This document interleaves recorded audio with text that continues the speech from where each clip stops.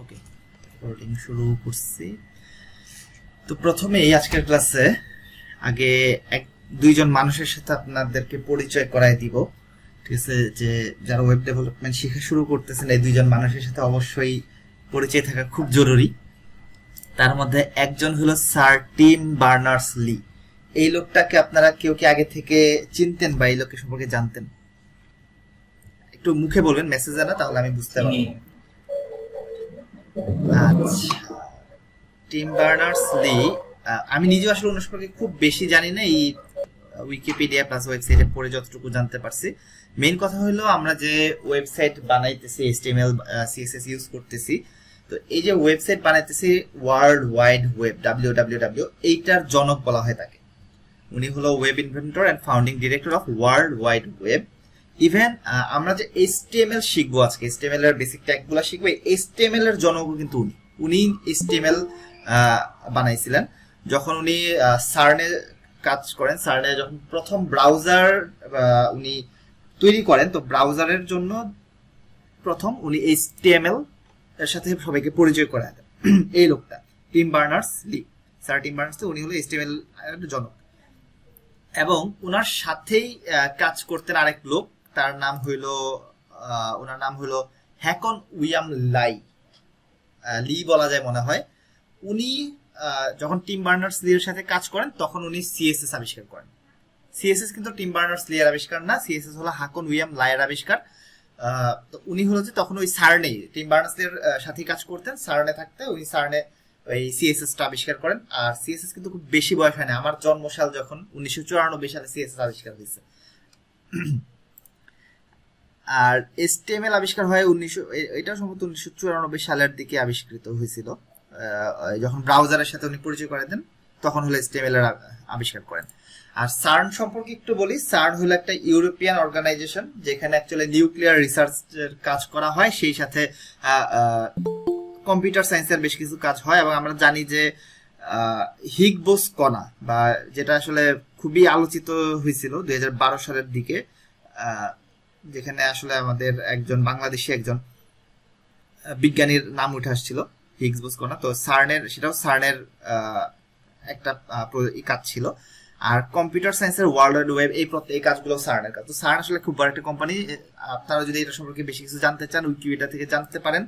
Plus এখানে অন্তত আমাদের অ্যাটলিস্ট এই বেসিক কিছু জিনিস জানা উচিত, এগুলো জানা উচিত। এগুলো হয়তো আপনাদের জীবনে কোনোদিন কোথাও কাজে লাগবে না, হয়তো ইন্টারভিউতেও কেউ এগুলো সম্পর্কে জিজ্ঞেস করবে না, তাও অ্যাটলিস্ট জানা উচিত। তো এই জন্য জানাই দিলাম। অ্যান্ড এবার আসি, আজকে আমরা বেশি সময় নষ্ট করব না, আমরা আজকে সরাসরি HTML নিয়ে কাজ করা শুরু করে দিব। প্রথমে আমরা W3 Schools একটু যাই। W3 Schools এখানে গেলে আমরা এখান থেকে সরাসরি লার্ন HTML এ চলে যাই। লার্ন HTML গেলে এখানে আমরা মোটামুটি HTML এর যত ট্যাগস আছে সব তো এখান থেকেই পাওয়া যায়। তো এখান থেকে আমরা দেখলে পাওয়া যাবে, কিন্তু আমি এখান থেকে শুরু না করে আমাদের যেগুলো দরকার আমরা সেখান থেকে শুরু করব। প্রথমে এই জায়গায় আসবো যে ক্লাস 1, এখানে এসে গিট ব্যাশ ওপেন করলাম। এখানে mkdir মেক ডিরেক্টরি ক্লাস 2 এটা দিলে আমার এখানে ক্লাস 2 নামে একটা ফোল্ডার ক্রিয়েট হয়ে গেছে। এখন আমি যেটা করব, আমাদের গিটহাবে আমাদের ক্লাস 1 তো আমাদের গিটহাবে অনেক পুশ করা হয় নাই, তো আমি আপাতত একটু ক্লাস 1 এ যাই। আচ্ছা সরি, সিটি আমার এখানে একটা প্রবলেম আপনাদেরকে আজকে আরেকটা জিনিস বলে দেই, সেটা হলো এই যে আমি এই ফোল্ডারের মধ্যে যে ক্লাস 1 এর মাঝখানে একটা স্পেস দিছিলাম। আমরা প্রজেক্ট করার সময় কখনো কোনো ফোল্ডার বা কোনো ফাইলের নামের মাঝখানে কোনো স্পেস রাখবো না। এটা হলো যে সবাই অবশ্যই এটা ফলো করবেন। এটাকে আন্ডারস্কোর দিয়ে আপনি আলাদা করতে পারেন, অথবা আপনি এইভাবে লিখতে পারেন যে ফার্স্ট ক্লাস, এইভাবে লিখতে পারেন, কিন্তু মাঝখানে কখনো স্পেস রাখবেন না, তাহলে অনেক প্রবলেমে পড়তে হয়। আমি এটা এইভাবে না লিখে ক্লাস 1 এ লিখতেছি, ক্লাস 1 এভাবে লিখতেছি, ক্লাস 1 লিখলাম। আর ক্লাস 2 কে এভাবে লিখি ক্লাস 2, এটা আন্ডারস্কোর দিয়ে আলাদা করলাম, কিন্তু মাঝখানে কোনো স্পেস দিব না, কখনোই দিব না। এটা দিলে অনেক সমস্যা হয়। তো ক্লাস 2 এটাকে আমি এটা ক্লাস 1 কে আমি একটু গিটে পুশ করে নেই, git add git commit +1 ended git push। Okay, এটা আমার গিটে পুশ হয়ে নিক, গিটে পুশ হয়ে গেছে। আমরা যেটা করব এখন +2 এখানে আমরা git bash ওপেন করি। git bash ওপেন করার পর এটা তো আমাদের আসলে চাইলে এটাকে আমরা আরেকটা রিপোজিটরি বানিয়ে নিতে পারি, অথবা আরো সহজে কাজ করার জন্য সেটাকে আমরা একটা নতুন রিপোজিটরি বানাই নিই। আমরা গিটহাবে যাই, গিটহাবে যে এখানে আমি একটা নিউ প্রো কোর্স বা স্টেপ 1 প্লাস স্টেপ 1 প্লাস 2 এই নাম দিই। এই নাম দিয়ে আমি একটা রিপোজিটরি বানাইলাম। রিপোজিটরি বানানোর পর, আচ্ছা যারা গিট নিয়ে এখনো প্রবলেমে ফেস করছিলেন তারা এইভাবে একটা রিপোজিটরি বানানোর পর কি কাজ করবেন আমি একটু সংক্ষেপে বলে দিই। গিট ইনস্টল করার পর প্রথমে এই কাজটা করতে হবে, git config global user dot email। এটা দেওয়ার পর এখানে আপনার গিট ইমেল আইডিটা দিবেন, সাপোজ user@gmail.com এরকম আপনার ইমেল আইডিটা দিয়ে এন্টার দিবেন। এরপর এটা করার পর একবার ইমেল দিবেন, দেন একবার হবে ইউজার নেম দিয়ে এখানে আপনার ইউজার নেমটা দিবেন। সাপোজ আপনার নাম হলো মনে করেন কামাল, আপনার ইউজার নেমটা দিবেন, দিয়ে এন্টার দিবেন। এটা করার পর যখন আপনি পুশ করতে যাবেন, পুশ করার সময় আপনার এখানে একটা অথেন্টিকেশন যাবে। দ্যাট মিন্স আপনাকে বলবে যে আপনার গিটহাবের সাথে এটা অথেন্টিকেট করেন। তখন আপনি জাস্ট ব্রাউজার ওপেন হবে আপনার, সেখান থেকে অথেন্টিকেট করে দিলে এটা সুন্দর মতো পুশ হয়ে যাবে, মানে সুন্দর মতো কাজ করবে। একজনের বোধহয় প্রবলেম ছিল আজকের এই গিট নিয়ে, তো আমি ক্লাস শেষে তার প্রবলেমটা দেখবো। এন্ড এখন আমরা যেটা করতে চাইতেছিলাম, +2 ফোল্ডারের মধ্যে আমরা আছি। তো এই জায়গায় আমরা সরাসরি +2 এর মধ্যে আমরা সরাসরি এখানে ইনিট করব না, আমরা আগে গিট ইনিট করে নিই। ইনিট করার পরে কাজটা করি। গিট ইনিট করলাম। আমরা এখন যেটা করব, এই রিপোজিটরি না, আমরা আমাদের +1 কে ক্লোন করব। এখানে আসি, আমাদের স্টেপ 1 +1, এটা +1 এটাকে আমরা ক্লোন করব। এখান থেকে যদি আমরা এই লিংকটা কপি করি, কপি করার পর git clone paste, তাহলে আমাদের দেখেন এখানে লেখা আছে ক্লোনিং ইনটু স্টেপ 1 +1। এখন আমরা যদি আমাদের +2 তে যাই, +2 তে আমরা দেখব যে আমাদের স্টেপ 1 +1 ক্লোন হয়ে গেছে। আমরা আসলে এই ফোল্ডারটা চাইতেছি না, আমরা এই ফোল্ডারের বাইরে নিয়ে আসবো, কাট করে এই ফোল্ডারের বাইরে নিয়ে আসলাম। ওকে, এখানে একটা প্রবলেম দেখাইতেছে, ইয়েস টু দিস। আচ্ছা, একটা ভুল হয়েছে এখানে আমার, সেটা বাদ জাস্ট ডিলিট করে দিই। একটা ভুল হয়ে গেছে, সেটা হলো আমি আবার করতেছি। প্রথমে git ক্লোন করে নিই, git ক্লোন লিংকটাকে আবার আনতে হবে, অথবা আমি চাইলে আমার কিবোর্ডের আপার অ্যারো ক্লিক করলে আগের কমান্ডটা চলে আসবে এখানে। আগের কমান্ডটা দিয়ে আমি এখানে আমার ফোল্ডারটাকে ক্লোন করে নিছি। ক্লোন করার পর এই ফোল্ডারের ভিতরে যেই ফাইলগুলো আছে আমি git ছাড়া .git ছাড়া বাকিগুলোকে কাট করে বাইরে নিয়ে আসি। বাইরে নিয়ে আসলাম এবং স্টেপ 1 এটা আমার দরকার নেই, এটা আমি বাদ দিয়ে দিই। এটা আমি বাদ দিয়ে দিলাম। বাদ দেওয়ার পর এখানে আমি এবার git init করি, git init। তাহলে আমার git initialize হয়ে গেল, git add dot এটা দিলাম। দেন আমার এই রিপোজিটরিটাকে অ্যাড করতে হবে। এই রিপোজিটরিটাকে যদি অ্যাড করতে চাই, আমরা স্টেপ এটা না, আমরা যাব হলো আমাদের রিপোজিটরির মধ্যে +2। আচ্ছা, তার আগে আমরা কমিট করে নিই। git অ্যাড করলাম, commit -m +2 কমিট করলাম। কমিট করার পর এই লাইনটা git branch -m main, git branch, আমরা মেইন ব্রাঞ্চ সিলেক্ট করলাম। দেন git remote origin, এই কমান্ডটা দিতে হবে। এই দুইটা কমান্ড একবার দিলেই হয়, শুধুমাত্র প্রথমবার দিলেই হয়। কমান্ডটা দিলাম, কমান্ড দিয়ে এন্টার দিলাম, and then git push u origin main। Okay, তাহলে এখন যেটা হলো আমার +2 এর মধ্যে আমার আগের ক্লাসগুলো আমার এখানে এখানে আমার আগের ক্লাসগুলো চলে আসলো। তাহলে আমার ক্লাস 2 এর মধ্যে আমার আগের ক্লাসগুলোকে আমরা ক্লোন করে নিছি, এন্ড আমি এখন কোড স্পেস ডট দিলে আমার ব্রাউজার এটা ওপেন হবে। আচ্ছা ভাইয়া, git branch -m নেই, এই কমান্ডের মাধ্যমে ফিলআপ হইছে আমাকে বলবেন? আচ্ছা, এখানে আমরা যেটা করছি যে আমাদের যে মেইন ব্রাঞ্চ আছে এটার মাধ্যমে আমরা মেইন ব্রাঞ্চটাকে সিলেক্ট করছি, আমাদের মেইন ব্রাঞ্চটাকে সিলেক্ট করে নিছি। এন্ড আমাদের যদি একাধিক ব্রাঞ্চ থাকতো, আমরা ব্রাঞ্চের কাজ দেখবো এখানে, আমাদের যদি একাধিক ব্রাঞ্চ থাকতো তখন আমরা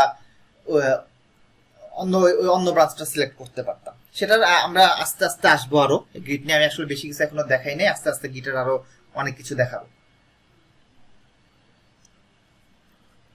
আচ্ছা, এখন যেখানে ছিলাম সেখান থেকে শুরু করি আমরা, যে এটা বাদ দিই।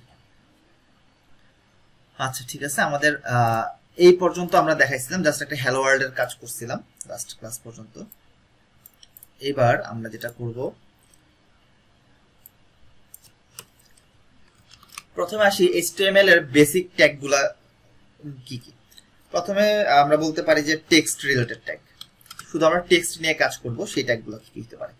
তো টেক্সট নিয়ে কাজ করতে গেলে প্রথমে আসে H1 এর কথা, বা হেডিং ট্যাগ। এই হেডিং ট্যাগগুলো কি কি, যেমন আমি হেডিং ট্যাগ সম্পর্কে আপনারা হয়তো সবাই জানেন, আমি তাও যদি কেউ না জানেন তার জন্য শর্ট করে বলে দিতেছি। যেমন আমি H1 লিখলাম, তারপর আমরা চাইলে লিখতে পারি H2, এরকম করে H6 পর্যন্ত, এরকম H2, H3, H4, H5, H6। আচ্ছা, এখানে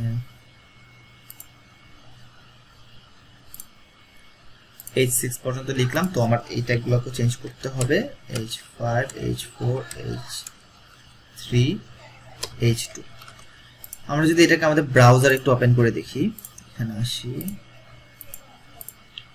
index.html, তাহলে দেখা যাবে যে আমার সিরিয়ালি হেডিং ট্যাগগুলো ছোট থেকে বড়, এরকম সাইজে ছোট থেকে বড় হইতেছে। এটা হলো হেডিং ট্যাগ। এখানে আমরা হয়তো মেজর পার্সেন্টে এই জিনিসটা সম্পর্কে আগে থেকে জানি। ওকে, হেডিং ট্যাগের পর আমরা জানবো হলো পি ট্যাগ সম্পর্কে। আমি লরেম ইপসাম ইউজ করতেছি, কিবোর্ডের অল্টার জেড প্রেস করলে আমার এটা র্যাপিং হয়ে যাবে। এন্ড দেন আমরা র্যাপিং মানে হলো যে আমাদের জাস্ট এই পোর্শনের মধ্যে যেন আমাদের টেক্সট গুলো যেন বাইরে চলে না যায়। যেমন আমরা যদি নর্মালি এরকম থাকে তাহলে আমাদের লং টেক্সট হইলে সেটা সেই দূরে চলে যেতেছে, এইটা যেন না হয়, তো আমরা এটাকে ফোল্ডিং করে নিব। তো ফোল্ডিং করার জন্য কিবোর্ডের অল্টার প্লাস জেড প্রেস করলে আমার এটা ফোল্ডিং হয়ে যাবে বা র্যাপিং হয়ে যাবে। এবার যদি আমরা এখানে একটা পি ট্যাগ নিলাম, পি ট্যাগ নেওয়ার পর আরো কয়েকটা পি ট্যাগ নিই এখানে নিচে। এরা হলো টেক্সট, আমরা টেক্সট ইউজ করার জন্য আমরা পি ট্যাগ ইউজ করতেছি, বা প্যারাগ্রাফ দেখানোর জন্য পি ট্যাগটা ইউজ করতেছি। এবার আমরা আসি যে স্প্যান ট্যাগ নিলাম। স্প্যান ট্যাগের মধ্যে আমরা এরকম লরেম ইপসাম নিব কিছু। লরেম ইপসাম নেওয়ার পর আমরা এটাকে যদি কয়েকবার কপি করি, 3বার কপি করলাম, আমি একটু এখানে দেখাইতে চাই। দেখেন এই জায়গায় যে ঘটনাটা ঘটছে, এইটা একটা পি ট্যাগের মধ্যে আছে, এই টেক্সটটা পি ট্যাগের মধ্যে আছে, এটাও পি ট্যাগের মধ্যে আছে, এবং তারা পরস্পর নিচে নিচে আছে। বাট স্প্যান ট্যাগের মধ্যে আমরা কিন্তু স্প্যান ট্যাগও 3বার নিছি, কিন্তু এরা একটা স্প্যান ট্যাগ ঠিক তারপরের স্প্যান ট্যাগকে তার পাশে বসতে দিছে, নিচের লাইনে পাঠায় দেয় নাই। এখানে একটা ফ্যাক্ট আছে, যারা নতুন তাদের জন্য এখানে একটা জিনিস বোঝার ব্যাপার আছে। জিনিসটা বলতেছে, আমি এটা আরো সহজ করার জন্য এক কাজ করি, আমি এখানে পি ট্যাগের মধ্যে একটা স্টাইল অ্যাট্রিবিউট নিতেছি। Style attribute colour red. আমরা স্টাইল অ্যাট্রিবিউট সম্পর্কে গত ক্লাসে জানছিলাম, আমরা ট্যাগের মধ্যে বিভিন্ন ধরনের অ্যাট্রিবিউট ব্যবহার করতে পারি। এখানে আমি 3টা কালার দিলাম, এখানে দিই গ্রিন, এখানে দেই ব্লু, দেন আমরা এখানে রেড দিলাম, এখানে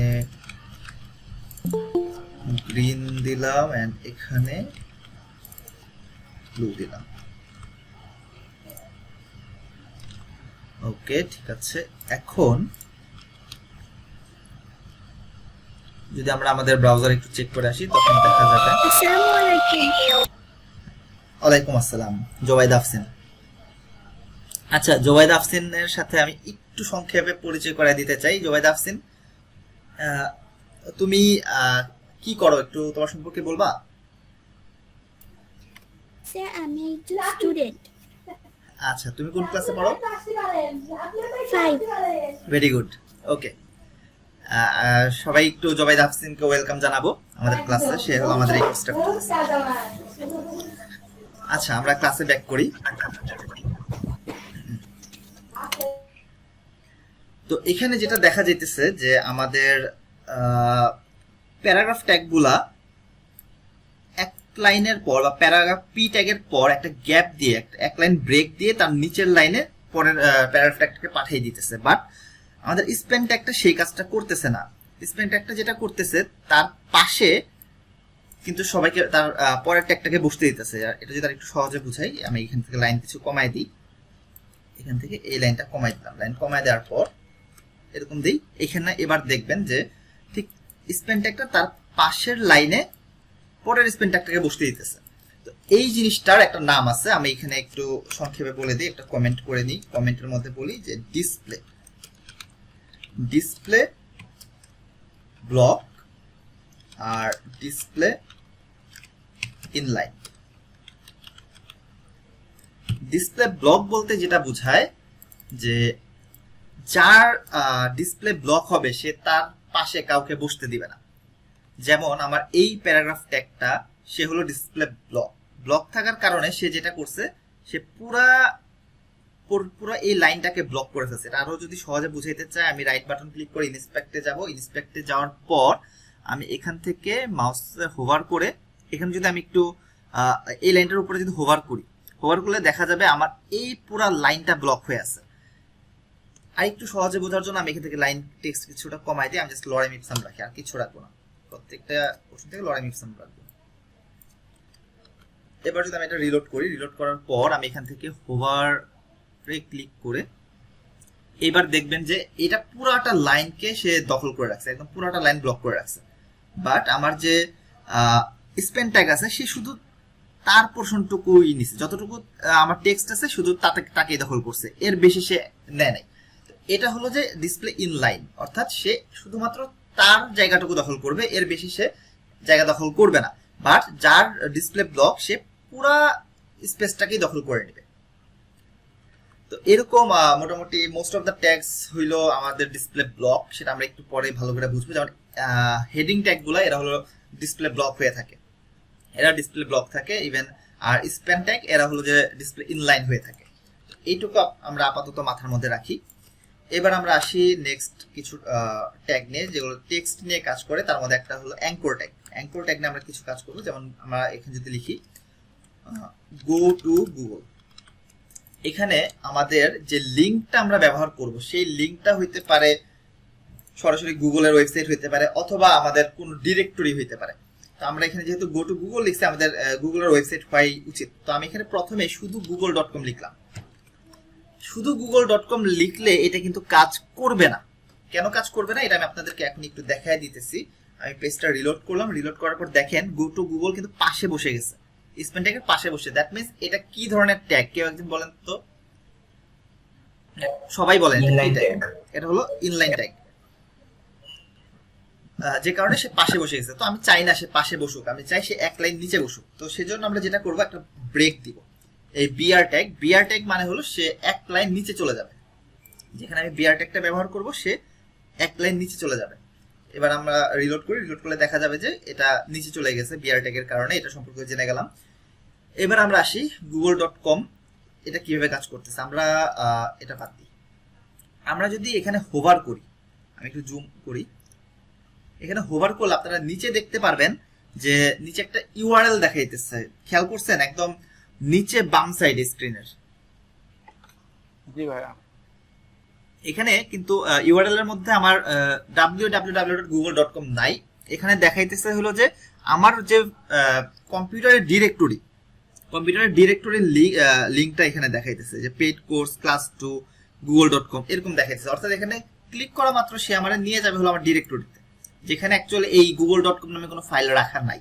তো এই জিনিসটা আমাদের সবাই মাথায় রাখতে হবে। আমরা যখন কোনো সরাসরি লিংক ব্যবহার করব তখন আমাদের যেটা করতে হবে http://www. এইভাবে আমাদের শুরু করতে হবে, এই এতটুকু দিয়ে শুরু করতে হবে আমাদের, তখন আমরা এই লিংকটা পাবো। এবার যদি আমরা রিলোড করি, রিলোড করার পর এখানে ক্লিক করি, ক্লিক করলে দেখবো আমাদের google.com এ নিয়ে গেছে। আচ্ছা, এটা তো আমাদের এই ট্যাবের মধ্যে নিয়ে গেছে। তো আমরা এই অ্যাঙ্কর ট্যাগের মধ্যে আরেকটা অ্যাট্রিবিউট ইউজ করতে পারি, সেটা হলো টার্গেট। টার্গেট মানে হলো যে সে এবার আমার এই ট্যাবের মধ্যে না, আমি তাকে বলবো যে আমার এই ট্যাবে অনেক কাজ আছে, এই ট্যাবের মধ্যে তুমি ওপেন হইতে পারবে না, তুমি আরেকটা ট্যাবে যে ওপেন হও। টার্গেট হলো সেই কাজটা করে। আমি এখানে ব্ল্যাঙ্ক যখন লিখবো, ব্ল্যাঙ্ক লেখার পর আমরা এটা রিলোড করি, রিলোড করার পর যদি এখানে ক্লিক করি দেখা যাবে সে আরেকটা ট্যাবে যে ওপেন হয়েছে। এই জিনিসটা খুব কাজে লাগে, এটা আমাদের খুব কাজে লাগে। আপনারা যখন কোনো ক্লায়েন্টের কাজ করবেন, সে হয়তো বলে স্পেসিফিক ভাবে বলে দিতে পারে আমার এই লিঙ্কটা অন্য ট্যাবে ওপেন হইতে হবে, এরকম বলে দিতে পারে। তো এই টার্গেটের কাজটা হলো সেটাই। এটা আমরা দেখলাম। এবার আমরা চলে আসি আরেকটা টেক্সট রিলেটেড আরো কিছু ট্যাগে। আমার একটা কোশ্চেন আছে। জি জি বলেন। এখানে আমরা জানি যে google.com একটা সিকিউর Yes. ওয়েবসাইট, ঠিক আছে? তাহলে আমরা এস ইউজ করলাম না কেন? https।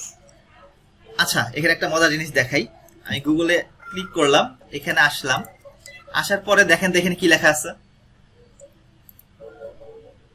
খেয়াল করছেন? http লেখা আর https লেখা আছে। হ্যালো, https লেখা আছে। যদিও আমি এখানে http ইউজ করছি, কিন্তু ক্লিক করার পর সে কিন্তু আমার https এর মধ্যে ওপেন করছে। মানে এটা হলো যে আপনার সাইট বা আপনি যে ওয়েবসাইটটা ব্যবহার করবেন সেটার মধ্যে SSL দেয়া থাকতেও পারে, নাও থাকতে পারে। যদি SSL দেয়া থাকে আপনি HTTP দিয়ে যান বা HTTPS দিয়ে যান, আপনাকে সেই HTTPS ই নিয়ে যাবে। আর যদি SSL দেয়া না থাকে তখনও যদি আপনি HTTPS দেন তখন কিন্তু প্রবলেম করবে। আপনি ধরেন একটা সাইটকে লিংক করাইতেছেন, সেখানে SSL দেয়া নাই, কিন্তু আপনি HTTPS দিয়ে ঢোকার চেষ্টা করতেছেন, তখন আপনার কিন্তু প্রবলেম তৈরি করবে। বাট আপনি HTTP দিয়ে যান, আপনার এখানে SSL থাকুক না থাকুক, সে আপনাকে কিন্তু SSL এই নিয়ে যাবে, মানে HTTPS এই সে রিডাইরেক্ট করে নিয়ে যাবে। বুঝা গেছে ব্যাপারটা? জি। আচ্ছা ঠিক আছে, এবার আমরা আসি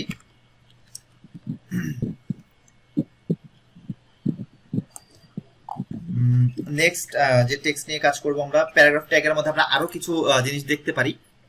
কিছু কাজ হলো আপনাদের উপর ছেড়ে দিব, আমি এগুলো সবকিছু দেখাইতে গেলে আসলে অনেক সময় লেগে যাবে। আমি বেশি কিছু দেখাবো না। আমি এখানে লরেম ইপসামটা দেই, দেওয়ার পর আমি এখানে দেখেন একটা এটা হলো বোল্ড করার জন্য আমরা বি ট্যাগ ব্যবহার করতে পারি। বি ট্যাগটা ব্যবহার করা হয় বোল্ড করার জন্য। আমরা এখানে এটা বি দিলাম, তারপর আমরা এই বি ট্যাগ দিলে বোল্ড হয়ে যাবে। আমি কয়েকটা একদম একসাথে দেখাই দিতেছি। আই দিলে আমাদের ইটালিক হয়ে যাবে। আমি এখানে সামথিং টেস্ট লিখলাম, আই দিলে ইটালিক হয়ে যাবে। তারপরে এটা ছাড়া আছে ব্লক। ভাইয়া বোল্ডটা কি অ্যাট্রিবিউট নাকি ট্যাগ? এটা ট্যাগ, ট্যাগ বি হলো ট্যাগ, বোল্ড হলো ট্যাগ। আমি এখানে মিউট করে রাখলে ভালো হবে। ব্লক কুট এটা ইউজ করি। এখানে আমি আই এম ব্লক, দেখেন আমি কয়েক ধরনের ট্যাগ ব্যবহার করতেছি। একটা বি ব্যবহার করলাম, আই ব্যবহার করলাম, ব্লক কোড ব্যবহার করলাম। এটা ছাড়াও আরো কিছু ট্যাগ আছে, যেমন আমরা ব্যবহার করতে পারি। আচ্ছা আপাতত এই কয়টা দেখাই, তিনটা দেখাইনি আমি। রিলোড করি, দেখেন এই জায়গায় বি ট্যাগ ব্যবহার করাতে আমার এটা বোল্ড হয়ে গেছে, আই ট্যাগ ব্যবহার করাতে আমার এটা ইটালিক হয়ে গেছে, এন্ড ব্লক কোড ব্যবহার করাতে সে এটাকে একটা আলাদা পোর্শনে নিয়ে গেছে। এই ব্লক কোড এটা অ্যাকচুয়ালি ব্যবহার করা হয় একটা টেক্সটকে মার্ক করার জন্য স্পেশাল ভাবে। যেমন যদি কারো কোনো আপনি যদি কারো কমেন্ট বা কারো কোনো মন্তব্যকে দেখাইতে চান তখন এই ট্যাগটা ব্যবহার করবেন। তো এই ট্যাগগুলো আমরা পাবো এখানে HTML এর মধ্যে। আমরা যদি প্যারাগ্রাফে যাই, প্যারাগ্রাফের মধ্যে আশা করি এগুলো থাকবে। আচ্ছা আমরা পি ট্যাগ দেখতেছিলাম, পি ট্যাগের মধ্যে এখানে একটা জিনিস ভালো হয়েছে যে আমি আরো দুইটার কথা মনে পড়ে গেছে আমার। তার মধ্যে একটা হলো প্রি ট্যাগ। এই প্রি ট্যাগটা আমাদের সবাই জানতে হবে, কারণ আমরা যখন PHP নিয়ে কাজ করব প্রি ট্যাগটা খুব কাজে লাগবে। আমি প্রি ট্যাগটার সাথে আজকে পরিচয় করাই দিই। PHP নিয়ে যখন কাজ করব তখন যেন কারোর মধ্যে প্রি ট্যাগ নিয়ে কোনো কোশ্চেন না থাকে। আমরা প্রি দিলাম, দেওয়ার পর যদি এখানে দেখি তখন দেখা যাবে যে এই যে আমার প্রি ট্যাগটা নিচে দেখাইতেছে, এটা একদম ওই পাশে চলে গেছে। প্রি ট্যাগ যেটা দিছি আমরা একদম ওই পাশে চলে গেছে আমার। এটাকে আমি এখান থেকে কাট করে সবার উপরে দিই, একদম H1 এর উপরে নিয়ে যাই সহজে বোঝার জন্য। তারপর রিলোড করি, রিলোড করলে দেখা যাবে যে এই যেখানে আমার প্রি ট্যাগ যেটা করে আমাদের যদি কোনো স্পেশাল ফরম্যাটেড কোনো টেক্সট থাকে সেটাকে সে ফরম্যাট করে ফেলে। এটা আরেকটু সুবিধা ভালো মতো বোঝার জন্য আমরা যেটা করতে পারি, এখানে আমি এইভাবে কিছু লেখা দেখাই যে 1 2 3, তাহলে এটা আসলে পাশাপাশি দেখাবে, এটা এইভাবে বোঝা যাবে না। এটা বুঝতে হলে আমাদের প্রি ট্যাগটা বেসিক্যালি আপনার যদি কোনো জেসন ফাইল থাকে কিংবা আপনার যদি কোনো অ্যারে থাকে, ওই অ্যারেটাকে সে ফরম্যাট করে ফেলে। এই প্রি ট্যাগের কাজ হলো ফরম্যাট করে ফেলে সে ওইটাকে। তো আমরা নর্মালি টেক্সটের ক্ষেত্রে প্রি ব্যবহার করি না, প্রি এর কাজটা আমরা পরে আস্তে ধীরে ভালো করে জানবো। আরেকটা ট্যাগ আছে, এটা হলো horizontal line, HR tag. HR ট্যাগটা দেখাই দিই।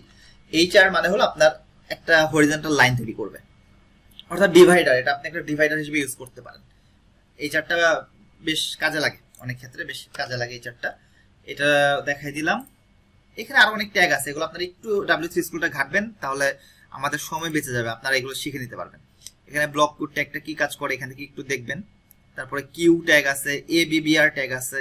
এইগুলো আসলে সবকিছু যদি আমরা এখানে দেখাইতে চাই তাহলে আমাদের অনেক সময় লাগবে। এই জিনিসগুলো আপনারা একটু W3 স্কুল থেকে দেখে নেবেন, সিম্পল সিম্পল জিনিস।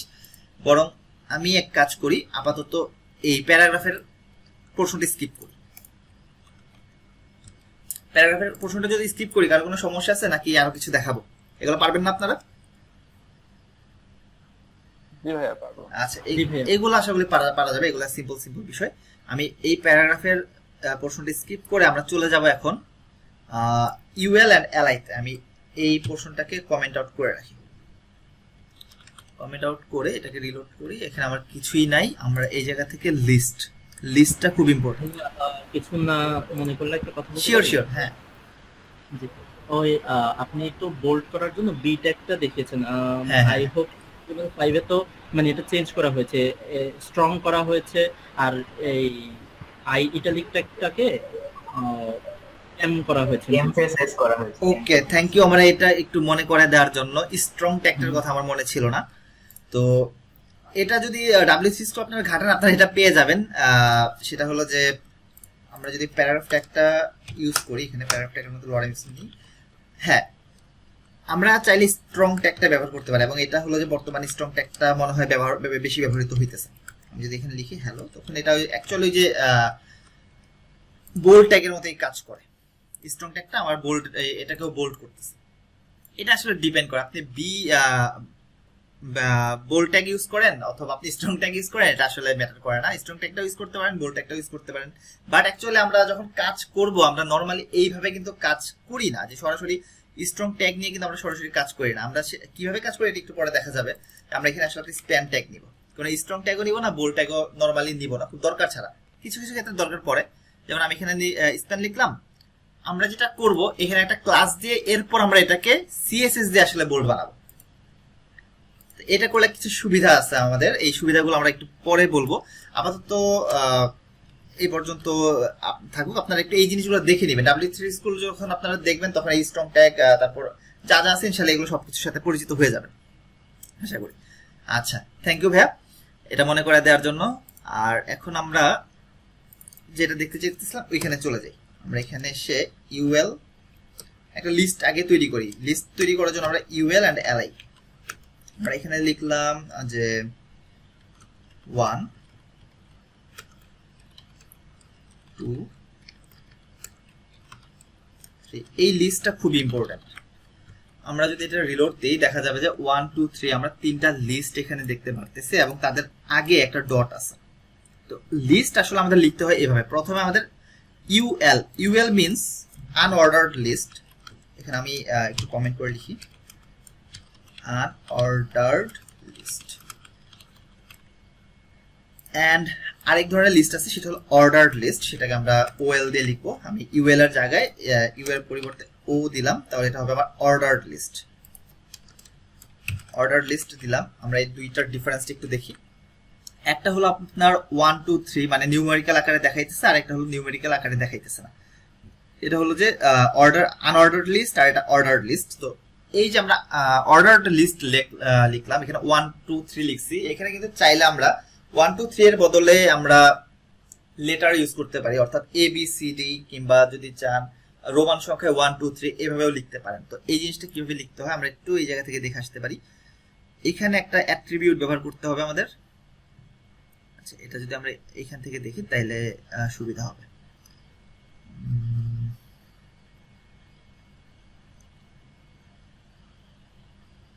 আচ্ছা, আদার লিস্ট কি আছে একটু দেখে আসি। এখানে আদার লিস্ট না, অর্ডার লিস্টে যাই। ওকে, টাইপ আমাদের এখানে যেটা ইউজ করতে হবে, অর্ডার লিস্টের মধ্যে টাইপ নামে একটা অ্যাট্রিবিউট ব্যবহার করতে হবে।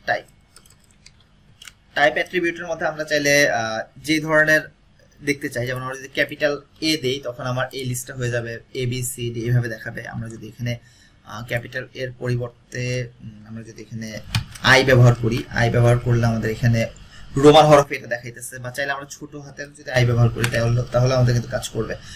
ছোট হাতের আই ব্যবহার করলে আমাদের এইভাবে দেখাইতেছে। আমরা যদি এখানে আরো কিছু লিস্ট অ্যাড করি, এখানে আমরা 3টা লিস্ট অ্যাড করছি, আমরা এখানে 5টা লিস্ট অ্যাড করি, 4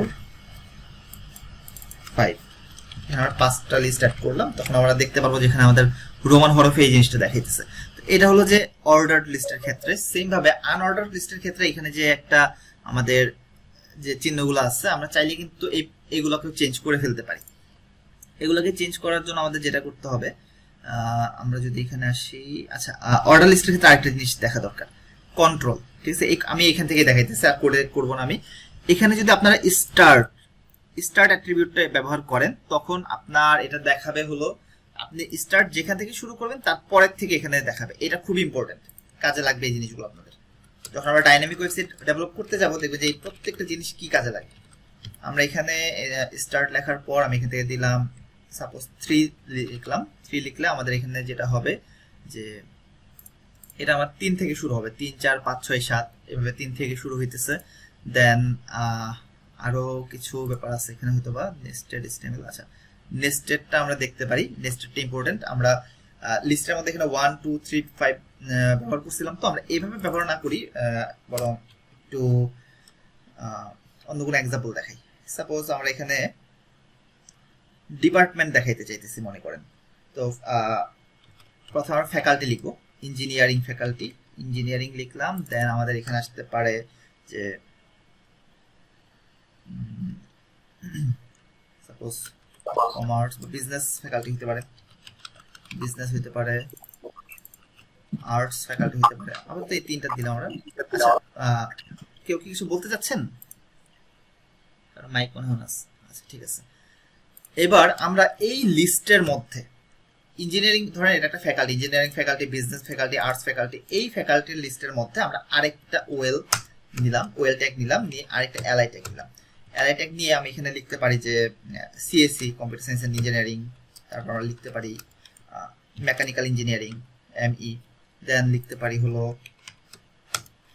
এখানে লিখতে পারি ইলেকট্রিক্যাল ইঞ্জিনিয়ারিং। এই 3টা ডিপার্টমেন্ট নিলাম। এবার যদি আমরা একটু দেখি তখন দেখা যাবে যে আমার এটা তো হলো যে 3 4 5 এভাবে আসতেছে। আমি এখান থেকে স্টার্টটা বন্ধ করে দিই, স্টার্ট বন্ধ করে এভাবে নর্মালি যদি রাখি তখন আমার এভাবে দেখাইতেছে। তো এই ক্ষেত্রে আপনারা যেটা করতে পারেন, প্রথমটা টাইপ আপনারা এভাবে করে আমরা টাইপ দিলাম, টাইপ আমরা এখানে সাপোজ এটাকে ক্যাপিটাল এ দিলাম, এন্ড নিচের যে টাইপগুলো বা এখানে আমরা এটাকে নরমালি রাখি, 1 রাখি, এবং এটার টাইপ চেঞ্জ করে আমরা এটাকে এ করে দিই। তাহলে আমরা এটা সুন্দর মতো একটু দেখা যাবে যে চাইল্ড যে লিস্টগুলো আছে, চাইল্ড লিস্টগুলো এবিসি আকারে আসতেছে।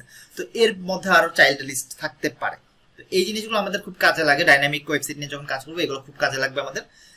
এন্ড এটা হলো যে আমরা অর্ডার লিস্ট দেখতেছিলাম। আমরা আনঅর্ডার লিস্টের ক্ষেত্রে কিছু জিনিস দেখি একটু। আমরা এখানে 1 2 3 দিছি, 1 2 3 থাকুক, আমি বরং এই 2 নাম্বার লিস্টের মধ্যে আরো কিছু জিনিস দেখাই। আমি এখানে আরেকটা আনঅর্ডার লিস্ট ক্রিয়েট করব। এখানে আমি লিস্টের মধ্যে দেখি, এখানে লিখলাম আমরা চাইল্ড 1 চাইল্ড 2 চাইল্ড 3 এভাবে লিখতে পারি, চাইল্ড 1 চাইল্ড 2 চাইল্ড 3 এভাবে লিখলাম। আবার চাইল্ড 3 এর মধ্যে মনে করেন আমি আরেকটা আনঅর্ডার লিস্ট দিতে চাই, এখানে আমরা এলআই দিলাম, দিয়ে এখানে আমরা সাপোজ এভাবে দিতে পারি সিসি1, মানে চাইল্ডের মধ্যে চাইল্ড, এখানে সিসি2 এভাবে দিলাম। দেওয়ার পর আমরা যদি এটাকে রিলোড করি দেখা যাবে যে আমাদের এই লিস্টটা কিন্তু এইভাবে দেখাচ্ছে যে C1 C2 C3 C। তারপর এখানে আমাদের লিস্টের যে মার্কিং আইকনটা ছিল, আইকনটা কিন্তু চেঞ্জ হয়ে গেছে। এটা হলো যে অর্ডার লিস্ট আর আনঅর্ডার লিস্টের মধ্যে একটা পার্থক্য। আপনারা এখানে দেখতে পাচ্ছেন যে এরকম এই যে চেঞ্জ হয়ে গেল আইকনটা, এই আইকনটা কিন্তু আমরা আমাদের নিজেদের মতো করে সেট করতে পারি। এটা কিভাবে সেট করতে পারি এটা আমরা যখন একটু সিএসএস নিয়ে কাজ করা শুরু করবো তখন দেখবো সিএসএস দিয়ে এটা সুন্দর মতো চেঞ্জ করে ফেলা যায়। আপনি আপনার পছন্দের মতো ইমেজও এখানে বসাইতে পারবেন বা পছন্দের মতো আইকন এখানে বসাইতে পারবেন। এটা আমরা করব এই কাজগুলো। এটা ছিল আমাদের লিস্ট নিয়ে কাজ। লিস্টের পরে আমরা দেন আরেক অন্য কিছু নিয়ে কাজ করি। লিস্টের পরে আর কি নিয়ে টেক্সটের মধ্যে আর কি আছে, টেক্সটের মধ্যে মোটামুটি মনে হয় এইগুলাই। দেন টেবিল নিয়ে আমরা হয়তো কাজ করতে পারবো। আর টেবিল নিয়ে কাজ করার আগে আমরা একটু ইমেজ নিয়ে কাজ করে নিব। ইমেজ, আমরা একটু ইমেজ দেখাই দিই ইমেজ নিয়ে কিভাবে কাজ করতে হয়। আমি এখানে কয়েকটা ইমেজ নিয়ে আসি, যে স্মাইলি নিয়ে আসেন ছোট ছোট, এখান থেকে কিছু স্মাইলি নিয়ে আসতে পারি। এটাকে নামাই নিই সেভ ইমেজেস। এটাকে আমরা নিয়ে আসবো htdocs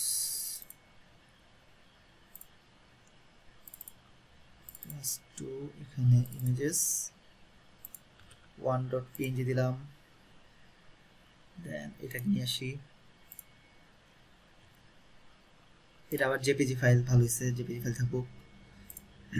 এসভিজি ফাইল দরকার ছিল আমার, সেভ ইমেজেস .png, বরং এসভিজি ফাইল নিয়ে আসি জেপিজি।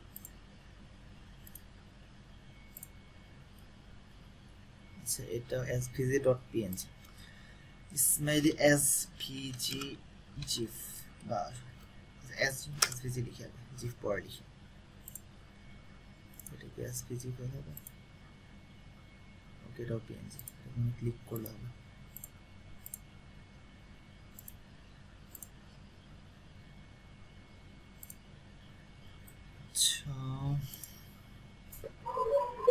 ভাইয়া কোন ধরনের ইমেজ লোড হয় সবচেয়ে কম সময়? অবশ্যই এসভিজি। এটা কি ওয়েব থেকে আসে? হ্যাঁ, আমি এসভিজি নিয়ে আমাদের এই কোর্সে আলোচনা করব, তখন এসভিজির ব্যাপারটা আপনারা বুঝতে পারবেন। এসভিজি মানে হলো আপনার সরাসরি কোড। সাপোজ আমি এখানে দেখাই একটু, এমবেড এখানে আছে, মানে এখানে পাওয়া যাবে, ডাউনলোড করা যায়।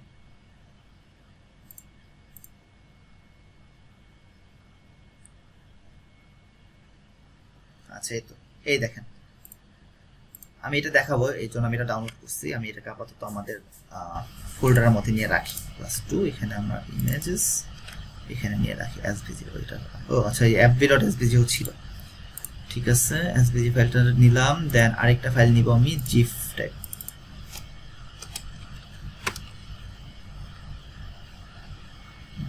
এটাকে দেখা যায় মনে হয়, ডাউনলোড করা সম্ভব?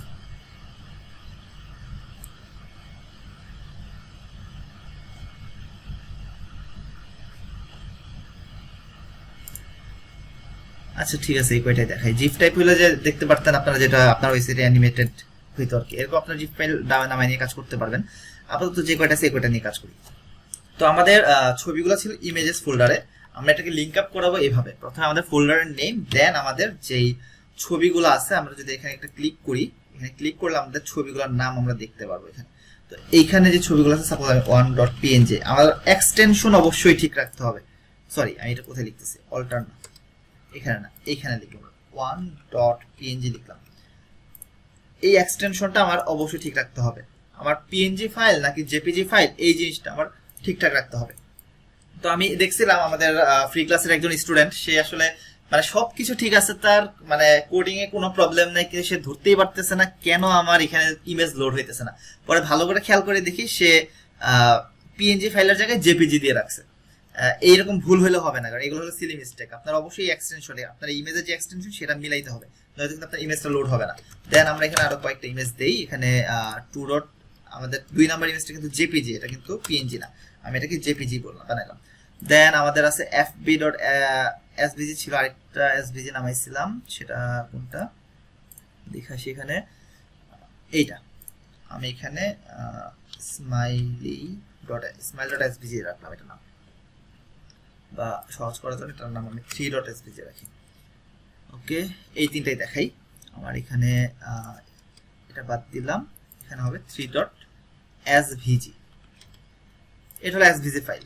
তো আমি এটাকে যদি রিলোড করি আমার ওয়েবসাইটে, তাহলে দেখতে পারবেন ব্যাপারটা। এখানে রিলোড করার পরে এই যে তিনটা ফাইল আমার সুন্দর মতো এখানে তিনটা ইমেজ আমার এখানে সুন্দর মতো লোড হয়েছে। এটা এসভিজি ফাইল একদম ছোট্ট দেখাইতেছে।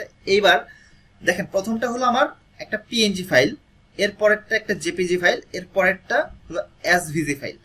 এটাকে আমরা আমাদের পছন্দ মতো সাইজিং করতে পারি। আমার HTML এর মধ্যে এই ট্যাগের মধ্যে আমরা চাইলে আর এই অ্যাট্রিবিউট গুলো ব্যবহার করতে পারি। সাপোজ হেইট দিলাম আমরা এখানে 50 পিক্সেল, উইথ এটা হলো যে ইমেজের ক্ষেত্রেই শুধুমাত্র ইমেজের মধ্যে আপনারা এই অ্যাট্রিবিউট গুলো ব্যবহার করতে পারবেন, অন্য কোথাও কিন্তু এগুলো কাজ করবে না। তো আমি ইমেজের মধ্যে এখানে হেইট উইথ সবগুলোর জন্য কমনলি এইভাবে দিলাম, কিন্তু আপনারা কখনো এইভাবে ব্যবহার করবেন না। এই জায়গায় কখনো আপনারা এইভাবে হেইট উইথ ব্যবহার করবেন না, এটা ব্যাড প্র্যাকটিস। আপাতত দেখানোর জন্য আমি আপনাদেরকে দেখাইতেছি। এখানে যদি আমরা একটা রিলোড করি দেখা যাবে যে তিনটা একদম সমান সাইজের হয়ে গেছে এন্ড 50x50 হয়ে গেছে। আমি এটাকে আরেকটু সুন্দর করে দিই। এই 50 পিক্সেল যেখানে যেখানে আছে আমি এটা সিলেক্ট করে আমার কিবোর্ড থেকে কন্ট্রোল এইচ মানে আমি রিপ্লেস করতে চাইতেছি। রিপ্লেস করে আমি 50 পিক্সেল যারা যারা আছে তাদেরকে আমি 100 পিক্সেল করে এইখান থেকে যদি এটাতে ক্লিক করি আমার সবগুলা রিপ্লেস হয়ে যাবে। অর্থাৎ যত 50 পিক্সেল ছিল সেগুলো আমার 100 পিক্সেল হয়ে গেছে। এবার যদি আমি এটাকে রিলোড করলে দেখবেন যে এগুলো একটু বড় সাইজের হয়েছে। আচ্ছা, তো এটা আমার পিএনজি ফাইল, এটা আমার জেপিজি ফাইল, এটা এসভিজি ফাইল। তো এই তিনটার মধ্যে পার্থক্যটা দেখাই আমি চাইলে এটাকে কিন্তু ডাউনলোড করতে পারতেছি, এটাকে ডাউনলোড করতে পারতেছি, আচ্ছা এটাকে তো ডাউনলোড করতে পারতেছি সুন্দর মতো। আচ্ছা ঠিক আছে, এবার আমি আরেকটা কাজ করব, সেটা হলো আমাদের যে এসভিজি ফাইলটা আছে 3.svg, এটাতে আমি একটু ক্লিক করলে আপনারা দেখবেন যে এই ফাইলটা এরকম ভাবে, আমি এটাকে অল্টার জেড দিয়ে একটু ছোট করি, এখানে একটা কোড দেওয়া আছে, এটা হলো এসভিজি ট্যাগ। দেখেন এটা একটা এসভিজি ট্যাগের মধ্যে আছে। এই এসভিজি ট্যাগের মধ্যে উইথ, হেইট, ভিউ বক্স এবং তার ভিতরে প্যাথ নামে আরেকটা ট্যাগ আছে। দেখেন প্যাথ নামে আরেকটা সিঙ্গেল ট্যাগ আছে। এই সিঙ্গেল ট্যাগের মধ্যে এখানে কিছু ডাইমেনশন এখানে সেট করে দেওয়া আছে, ডি দিয়ে কিছু ডাইমেনশন এখানে সেট করে দেওয়া আছে। এইটাই হলো আমার এসভিজি ফাইল। অর্থাৎ আমি যদি চাই এই এসভিজি ফাইলকে কপি করে যদি আমার যে ইমেজ আছে ইমেজ বাদ দিয়ে আমি চাইলে কিন্তু এখানে বসাই দিতে পারি। বসাই দেওয়ার পর যদি আমার পেজটা লোড করে দেখবেন যে ইমেজ নাই, কিন্তু আমার এসভিজি ফাইলটা কিন্তু এসভিজি কোডটা কিন্তু ঠিকই লোড হয়ে গেছে। ব্যাপারটা বুঝতে পারছেন এসভিজি জিনিসটা কি কাজ করতেছে? আচ্ছা ক্লাসে যারা আছে, জি ভাইয়া। আচ্ছা আরেকটু আমি এসভিজি সম্পর্কে বলি। এসভিজি সম্পর্কে আমরা একটা সুন্দর একটা ক্লাস নিব, পুরো এসভিজি জিনিস, এটা নিয়ে কিভাবে কি কাজ করবেন, কিভাবে আপনারা শেপ ডিজাইন করবেন এসভিজি দিয়ে, সেটা নিয়ে আমরা একটা ক্লাস নিব। আজকে জাস্ট একটু প্রাথমিক ধারণা দিয়ে দিই এটা কি কাজ করতেছে। আচ্ছা এসভিজি যেহেতু কোড আছে, আমরা কি চাইলে এই কোডটা এডিট করতে পারবো? অবশ্যই এডিট করতে পারবো। আমি একটু এসভিজির ফুল মিনিংটা বলি আপনাদেরকে। এসভিজি কি জিনিস, এটা খুবই মজার একটা জিনিস, W3 স্কুল থেকে এটা শিখতে পারবেন। এটা হইলো স্কেলেবল ভেক্টর গ্রাফিক্স। এখানে একটু গ্রাফিক ডিজাইনের কনসেপ্ট চলে আসতেছে। ভেক্টর ব্যাপারটা কি? ভেক্টর হলো যে আপনার এমন কিছু ইমেজ যেটা আপনার, এটাকে সহজ ভাষায় কিভাবে বলা যায়, আমরা নর্মালি যে ইমেজগুলো দেখি রেস্টার ইমেজ বলে, রাস্টার ইমেজ আর ভেক্টর ইমেজ, এই দুই ধরনের ইমেজ হয়। রাস্টার ইমেজ হলো যেটা আমরা জুম করলে আপনার ফেটে যাবে। অর্থাৎ আপনারা যখন রাস্টার ইমেজকে জুম করবে, যেমন আমাদের মোবাইলে যে ছবি তুলি, এই ছবিগুলোকে যখন আপনি কম্পিউটার স্ক্রিনে নিয়ে জুম করবেন দেখবেন যে এগুলো ফেটে যাইতেছে, এগুলো হলো রাস্টার ইমেজ। আর ভেক্টর ইমেজ হলো যেটাকে আপনি যতই জুম করেন না কেন এটা ফাটবে না। এটা হলো যে পিক্সেল ওয়াইজ সে নিজে আনুপাতিক হারে বাড়তে থাকে, মানে আপনি ওটাকে যতই জুম করবেন আপনার পিক্সেলটা ফাটবে না, ওই পিক্সেলের মধ্যে সে আনুপাতিক হারে বাড়তে থাকবে, যে কারণে সে আর ফাটবে না। এটা হলো ভেক্টর ইমেজের সুবিধা। তো এসভিজি যে এটা যেটা করে যে আমরা HTML এর মধ্যে কিছু এসভিজি কোড ইউজ করতে পারি, যেটার মাধ্যমে আমরা এই সুন্দর সুন্দর শেপ এসভিজি বা ভেক্টর শেপ ডিজাইন করতে পারি। এখানে সেটাই করা হয়েছে, এখানে আমাদের এরকম কিছু শেপ ডিজাইন করা হয়েছে। দেখেন আমি যদি এখানে কিছু কোড চেঞ্জ করে দিই তাহলে আরো ব্যাপারটা মজার হবে আশা করি। এখানে M12 লিখছি, আমি বরং এখান থেকে কিছু কোড কেটে দিলাম। কেটে দেওয়ার পর যদি আমি এটাকে রিলোড করি দেখেন এটা একদম পুরো ব্ল্যাক হয়ে গেছে। ঠিক আছে, এরকম ভাবে আমরা যদি চাই যে এসভিজি ব্যাপারটা কিছু শিখে টিখে তারপর আমরা চাইলে নিজেরাই কিন্তু বিভিন্ন ধরনের শেপ ডিজাইন করে ফেলতে পারি। এরকম এসভিজি নিয়ে আমরা কাজ করব, সমস্যা নেই, আপাতত এতটুকুই জানাইলাম। দেখেন আমরা এখানে ইমেজটা বাদ দিই, আমরা এখানে হেড 24 না দিয়ে এখানে আমরা হেড 100 দিব। 100 দিলে ডিফল্ট ভাবে সে পিক্সেলই নিবে, আমরা এখানে 100 দিব, তাহলে আমরা এটা 100x100 এই সাইজের হয়ে যাবে। এটা হলো এসভিজির সুবিধা। এবং এইবার দেখেন মজার যে জিনিসটা, আমার এইখানে ক্লিক করলে সেভ ইমেজেস, আমি কিন্তু এটা সেভ করতে পারতেছি, এটাকেও ইমেজ আকারে সেভ করতে পারতেছি, বাট এইটাকে কিন্তু আপনি সেভ করার কোনো অপশন পাইতেছেন না। খেয়াল করছেন, এইটা কিন্তু কোনো ইমেজ না, এটাকে আপনি সেভ করতে পারবেন না। একটু রেসপন্স করি আমরা, ব্যাপারটা বুঝে গেছে? এটা এটা কিন্তু ইমেজ আকারে নাই আর। হ্যাঁ, তো এখানে যে সুবিধাটা হয়, যেহেতু সে কোনো ইমেজ না, যেহেতু সে কোনো ফাইল না, সে খুব ফাস্ট লোড হয়। আমরা যদি ইমেজ বা এরকম ছোট ছোট আইকনের ক্ষেত্রে আমরা যদি ইমেজ ব্যবহার না করে এসভিজি ব্যবহার করি, আমাদের সাইটটা খুব ফাস্ট লোড হবে, কারণ ইমেজ লোড হইতে একটু টাইম নেয়। আর আমরা যদি ফাস্ট লোড করাইতে চাই, আমাদের এসভিজি ইউজ করা উচিত। ওকে, ঠিক আছে, তাহলে এসভিজির ব্যাপারটা আপাতত বাদ দেই, ইমেজ দেখাইতেছিলাম। দেন আমরা আসি আরো কিছু জিনিসে। বেসিক মোটামুটি প্রায় সবকিছু দেখানো হয়ে গেছে। আমাদের টেবিল দেখাইতে হবে। টেবিল দেখাইলে আমাদের আপাতত বেসিক HTML ট্যাগস গুলো দেখানো হয়ে যাবে। ট্যাগসের তো অভাব নেই, HTML এ অনেক ট্যাগ আছে। তো এই বাকি যে ট্যাগ গুলা বাকি আছে, এগুলো আমরা একটা প্রজেক্ট ডেভেলপ করতে করতে শিখবো। তখন আমাদের একটা ফুল একটা প্রজেক্ট যখন আমরা ডেভেলপ করব, তখন ইনশাল্লাহ মোটামুটি HTML এর যত ট্যাগ আছে সব ট্যাগ ওই প্রজেক্ট করতে করতে শেখা হয়ে যাবে আশা করি। তো এবার আমরা এখানে যেটা করব, আচ্ছা আমি আপনাদেরকে 2 মিনিটের একটু ব্রেক দিয়ে, আমার একটা ফোন আসছে, আমি 2 মিনিট পরে আপনাদের কাছে আসতেছি।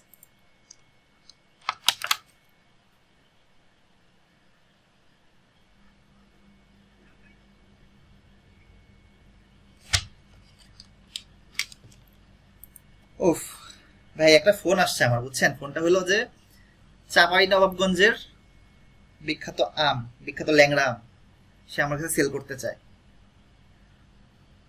এরকম ইম্পর্টেন্ট ক্লাসের সময় যদি এরকম ফোন আসে কেমন লাগে? ওইদিন ক্লাসে আমের কথা বলছিলেন না, মনে হয় ক্লাসে না, আমাকে যে এই কোথায় যেন কোথেকে যেন আমার নাম্বার পাইছে, নাম্বার পেয়ে আমাকে ফোন দিয়ে বলতেছে যে চাঁপাইনবাবগঞ্জের বিখ্যাত আম আছে, আমি কিনতে চাইলে আমাকে বিশাল ডিসকাউন্টে সে সেল করে দিবে আমার কাছে। আচ্ছা যাই হোক, আমরা এবার আসি হলো আমাদের, এবার আমরা টেবিল নিয়ে কিছু কাজ করবো। ইমেজ, আচ্ছা ইমেজের ক্ষেত্রে আরেকটা জিনিস দেখাই, সেটা হলো এটা তো হলো আমাদের ফোল্ডারের ভিতরে ইমেজ আছে, মানে আমাদের রুট যে ফোল্ডার, আমরা বলছিলাম আমাদের রুট ফোল্ডারটা হলো যে ফোল্ডারের মধ্যে আমরা কাজ করতেছি সেটা আমার রুট ফোল্ডার। এই ফোল্ডারের মধ্যে আমরা ইমেজেস নামে একটা ফোল্ডার নিয়ে সেখানে ইমেজগুলোকে রাখছিলাম। তো চাইলে কিন্তু এখানে আমরা আরেকটা ফোল্ডার বানাই, আমি সেখানে আমি ইমেজগুলোকে রাখতে পারি। সাপোজ এটাকে এই ফোল্ডারের মধ্যে নিয়ে আসলাম, নিয়ে আসলে আমার যেটা হবে, আর এখানে আমরা কিন্তু এই ইমেজটা দেখতে পারবো না, কারণ সে আমার রুট ফোল্ডারের ভিতরে আরো 2টা ফোল্ডারের ভিতরে আছে, যে ইসমাইল নামক ফোল্ডারের ভিতরে আছে। তো এটাকে লিঙ্ক আপ করাইতে গেলে আমার যেটা করতে হবে, এখানে ইমেজেসের মধ্যে ইসমাইল ফোল্ডারের ভিতরে 1.png আছে, তো এখানে আমার ইসমাইল ফোল্ডারটাকে লিঙ্ক আপ করাই দিতে হবে, চিনাই দিতে হবে তাকে। তাকে যদি আমি না চিনাই দিই তাহলে সে আর পাচ্ছে না তাকে। এবার যদি আমরা এটাকে দেখি, রিলোড করি, রিলোড করলে দেখা যাবে যে এই তো সুন্দর মতো আমার ইমেজটা দেখা যাচ্ছে। বাট এখন এই ইসমাইল ফোল্ডার যেটা, সে যদি আমার একদম রুট ডিরেক্টরির বাইরে থাকতো, অর্থাৎ ক্লাস 2 একদম এই ফোল্ডারের বাইরে থাকতো, তখন আমরা কি করতাম? তখন কিন্তু সে আর একে পাইতো না। এই দেখেন আমি যদি রিলোড করি, এখন আর সে নাই। এই ক্ষেত্রে যেটা আমাদের করতে হবে, যে আমাদের এইভাবে না, আমরা যেটা করব, আমাদের প্রথমে আমাদের এটা বাদ দিয়ে দিই। আমাদের যেহেতু এই index.html সে আছে আমাদের রুট ফোল্ডারের মধ্যে, index.html এই ফাইলের মধ্যে আমরা কাজ করতেছি, সে আমাদের রুট ফোল্ডারের মধ্যে আছে, আর আমাদের ইমেজ আছে এই ফোল্ডারের বাইরে। তাহলে আমাদের যেটা করতে হবে, প্রথমে এই ফোল্ডার থেকে বের হয়ে আসতে হবে, আর সেটার জন্য আমরা // ব্যবহার করব। // ব্যবহার করলে যেটা হবে, আমার এক ফোল্ডার বের হয়ে আসলো। এবার আমরা যেটা করব, এক ফোল্ডার বের হয়ে এসে দেখবো যে ইসমাইল নামে কোন ফোল্ডার আছে কিনা। ইসমাইল ফোল্ডারের ভিতরে আবার 1.png, তাহলে আমরা এক ফোল্ডার বের হয়ে আসলাম, সেখানে ইসমাইল নামে ফোল্ডার লিখলাম, সেখানে আমরা 1.png লিখলাম, তাহলে আমার সুন্দর মতো এবার ইমেজ পেয়ে যাবে। এই ব্যাপারটা নিয়ে কি কারো কোনো কনফিউশন আছে? রিলোড করলাম। আচ্ছা, তাহলে যেটা হলো যে আমার ফোল্ডারের বাইরে যেই ফোল্ডারগুলো আছে সেটাকে কেমনে অ্যাক্সেস করতে হয় এটা দেখাই দিছি আমি। এখন এই ব্যাপারটা নিয়ে কি কারো কোনো কনফিউশন আছে? থাকলে একটু বলবেন।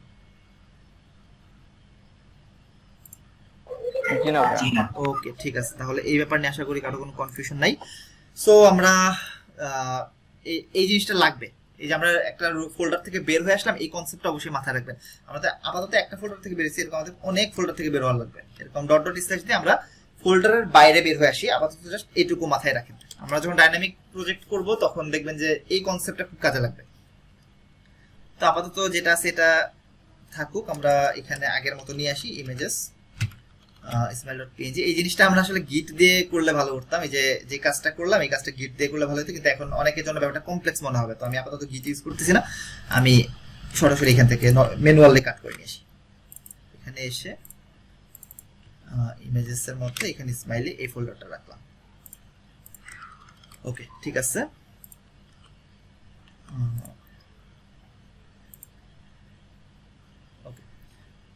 ইমেজ মোটামুটি এই পর্যন্তই, ইমেজ দেখানো হয়ে গেছে। এরকম ইমেজ ছাড়া আমরা চাইলে ভিডিও লোড করতে পারি, অডিও লোড করতে পারি।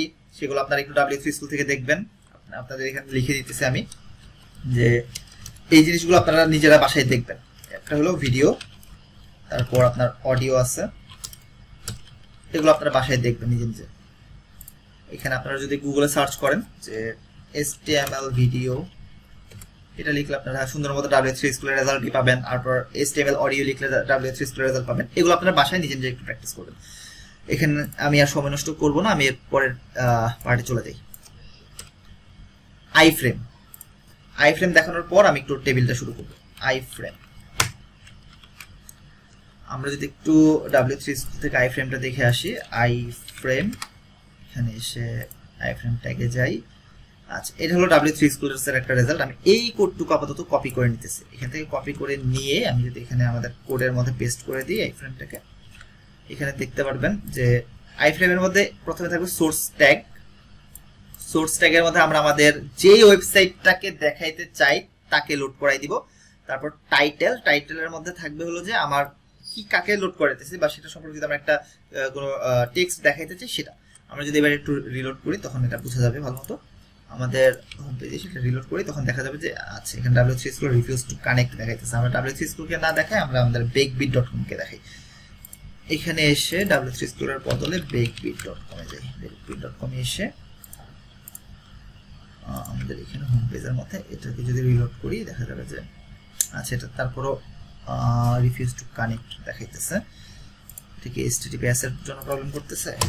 HTTPS টা বাদ দিয়ে দেখি।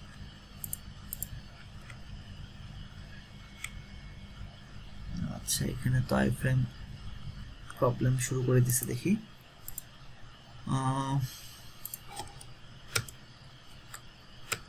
http://www.bakebit.com, ঠিক আছে। এবং আরেকটা ওয়েবসাইট দেখি তো সেটা কাজ করে কিনা। সাপোজ বাংলাদেশের কোন একটা ওয়েবসাইট দেই, BD গভর্নমেন্ট, বাংলাদেশের গভর্নমেন্ট কোন ওয়েবসাইটে যাই। এটাকে আমরা কপি করে নিয়ে আসি। কপি করলাম, কপি করে আমাদের যে আই ফ্রেম সেখানে দিই, সেভ দিলাম। কন্ট্রোল এস দিয়ে সেভ দেওয়ার পর আমাদের ওয়েবসাইটটা রিলোড করি। ওকে, এটা আবার সুন্দর মতো চলে আসছে। আচ্ছা, আই ফ্রেমের ক্ষেত্রে কিছু ওয়েবসাইট হয়তো প্রবলেম করতে পারে, কারণ হয়তো বা সেগুলা কোনো সিকিউরিটির কারণে হয়তো কোনো প্রবলেম করতেছে। যেমন আমার bakebit.com সেটাও লোড হইতেছিল না দেখলাম। কোনো কোনো ক্ষেত্রে প্রবলেম করতে পারে, আবার কিছু ওয়েবসাইট কোনো প্রবলেম করবে না। যেমন আমার এখানে এটা সুন্দর কাজ করতেছে, আমি চাইলে এখানে হেড উইথ ব্যবহার করতে পারি। আমি এখানে 100 পিক্সেল দিলাম। ভাইয়া, সোর্সের ভিতরে যদি index.php অংশটুকু বাদ দেই তাহলে কি কাজ করবে? এইটা এই ক্ষেত্রে কাজ করার কথা। দেখি এটা দেওয়ার পরে, হ্যাঁ, এটা সুন্দর কাজ করতেছে। অ্যাকচুয়ালি index.php টাই লোড হইতেছে এখানে। আমরা যখন .gov.bd দিব তখন আমার এভাবে index.php দিয়ে যে কথা না দেয় একই কথা। এখানে আমার ওইটাই লোড হইতেছে। এখানে 100 পিক্সেল না দিয়ে আমি হাইট একটু বাড়ায় দিই, 600 পিক্সেল দিই, আর উইডথ 200 পিক্সেল করে দিই। ওকে, আচ্ছা, 200 পিক্সেল দিলেও সুন্দর দেখাইতেছে না, একটু বাড়ায় দিই আমি এখানে 600 পিক্সেল করি।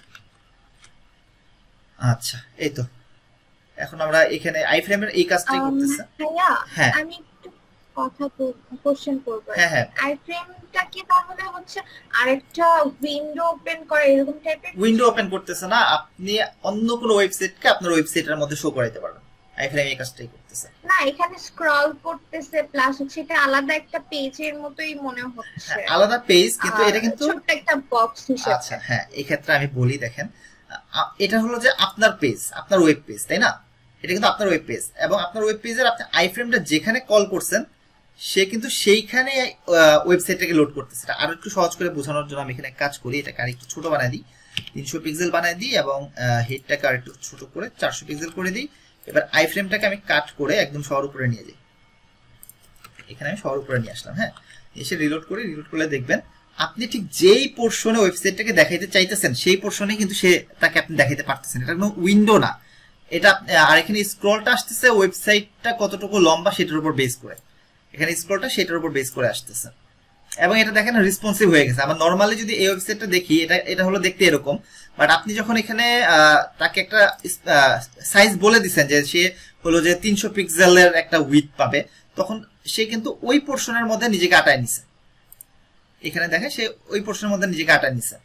এটা হলো যে আইফ্রেমের কাজ, যে আপনি একটা ওয়েবসাইটকে, বা এখানে আরো ওয়েবসাইট আপনারা লোড করতে পারবেন। আমি একটা ওয়েবসাইট দেখাইছি, এখানে আরো ওয়েবসাইট লোড করতে পারবেন, আরো 3টা ওয়েবসাইট লোড করে দেখাই। আইফ্রেমটা হলো যে এটা একটা ইনলাইন ট্যাগ। বাংলাদেশের ওয়েবসাইট নিছিলাম, আর কি ওয়েবসাইট নেওয়া যায়? সাপোজ আমি ঢাকা ভার্সিটির ওয়েবসাইটটা নিয়ে আসি। ঢাকা ইউনিভার্সিটির ওয়েবসাইটটা যদি এখানে লোড করি, দেন আমরা এক কাজ করি, ফেসবুককে কিন্তু এভাবে আনতে পারবো না, ফেসবুক আইফ্রেমের মধ্যে আনা যায় না। আরেকটা ওয়েবসাইট নিয়ে আসি, সাপোজ কাকে নিয়ে আসা যায়? W3C কে নিয়ে আসি। W3C আশা করি আসবে, এটা দেখি আসে কিনা। w3.org, এই 3টা ওয়েবসাইটকে আমি এখানে নিয়ে আসি। তাহলে যে আচ্ছা, ঢাকা ভার্সিটিও আসতেছে না, সো ঢাকা ভার্সিটির মধ্যেও প্রবলেম আছে কোনো, বা ঢাকা ভার্সিটি কোনোভাবে সিকিউর করে রাখছে তাকে, যে কারণে আইফ্রেমের মাধ্যমে তাকে লোড করা যাইতেছে না। আচ্ছা ঠিক আছে, আরেকটা জিনিস আনি, যে আপনারা অনেক ক্ষেত্রে এটা দেখবেন যে বিডি রেজাল্ট, একটা এক্সাম্পল দেখাই। এই বিডি রেজাল্টে যদি যান, এডুকেশন বোর্ড রেজাল্ট, তো এই যে এই পোর্শনটুকু দেখবেন যে অনেক ক্ষেত্রে বিভিন্ন ওয়েবসাইটের মধ্যে থাকে। এটা আসে কিনা আমরা একটু দেখি, এখানে এসে যদি এটাকে রিলোড করি। আচ্ছা, এটা এখানে আসছে, এখানে আসেনি, এটা এখানে দেওয়ার দরকার নেই, এখানে দিই। ওকে, তো আপনি যদি আপনার ওয়েবসাইটের মাধ্যমে চান যে আপনার ওয়েবসাইটে এসে কেউ তার রেজাল্টটা দেখুক, তো আপনারা চাইলে এরকম আইফ্রেম ইউজ করে সেখানে কিন্তু রেজাল্ট দেখার ব্যবস্থাটা করে দিতে পারবেন। আর ভাইয়া, আমি যদি এই যে ছোট ছোট যে ওয়েবসাইট গুলা, এগুলোর মধ্যে যদি ক্লিক করি তাহলে কি ওই লিংকে যেতে পারবো? না না, এখানে দেখেন লিংকে যাওয়ার অপশন নাই, এখানে আপনি কিন্তু এভাবে লিংকে যেতে পারবেন না। লিংকে যেতে হলে আপনাকে এখানে ওই অ্যাঙ্কর ট্যাগ ব্যবহার করতে হবে, হয়তো আপনি এটা নিচে সেটা দিয়ে দিতে পারেন, বা এই ধরেন আইফ্রেমের নিচে আপনি সেই একটা লিংক দিয়ে দিলেন যে গো টু দেয়ার ওয়েবসাইট, এরকম একটা লিংক দিয়ে দিলেন, সেটা আপনি করতে পারবেন। অথবা এখানে যদি যেমন এখানে আছে অ্যাবাউট W3C, এখানে ক্লিক করলে তখন কিন্তু আবার আচ্ছা, এখানে হলো যে দেখেন আপনার এই পোর্শনের মধ্যে সে তার পেজগুলোতে নিয়ে যেতেছে, সে কিন্তু অন্য কোথাও নিয়ে যেতেছে না, বা অন্য কোনো ট্যাবেও নিয়ে যেতেছে না, সে এই পেজের মধ্যেই তাকে রাখতেছে, এই পোর্শনের মধ্যেই তার পেজগুলোকে চেঞ্জ করতেছে। আচ্ছা, এটা ছিল আইফ্রেম। তো আমি আরেকটা আইফ্রেমের আরেকটা জিনিস দেখাই, সেটা হলো গুগল ম্যাপ। গুগল ম্যাপে যদি আমরা যাই, গুগল ম্যাপে যাওয়ার পর এখানে এসে আপনার সাপোজ আমার অ্যাড্রেসটায় আমি যাই, আমার অ্যাড্রেস হলো উত্তরখান মাজার, এটা হলো আমার বাসার অ্যাড্রেস। এখানে এসে আমি যদি চাই যে আমার ওয়েবসাইটে আমার বাসার অ্যাড্রেসটা বা আমার অফিসিয়াল অ্যাড্রেসটা দেখা, তো সেক্ষেত্রে আমরা যেটা করব, এখানে এসে আমার দেখতে হবে শেয়ার অর এমবেড ম্যাপ, এখানে আসতে হবে শেয়ার অর এমবেড ম্যাপ। এখানে ক্লিক করার পর আপনারা যেটা পাবেন এমবেড এ ম্যাপ, এখান থেকে আপনি কপি HTML, এখান থেকে HTML-টা কপি করবেন। HTML কপি করার পর দেখেন এই জায়গায় এটা কিন্তু একটা আইফ্রেম কোড, জাস্ট একটা আইফ্রেম এখানে আছে, এটাকে যদি আপনি আপনার ওয়েবসাইটে পেস্ট করে দেন, আইফ্রেমের বাইরে পেস্ট করতে হবে এগুলোর, এখানে আমি পেস্ট করলাম।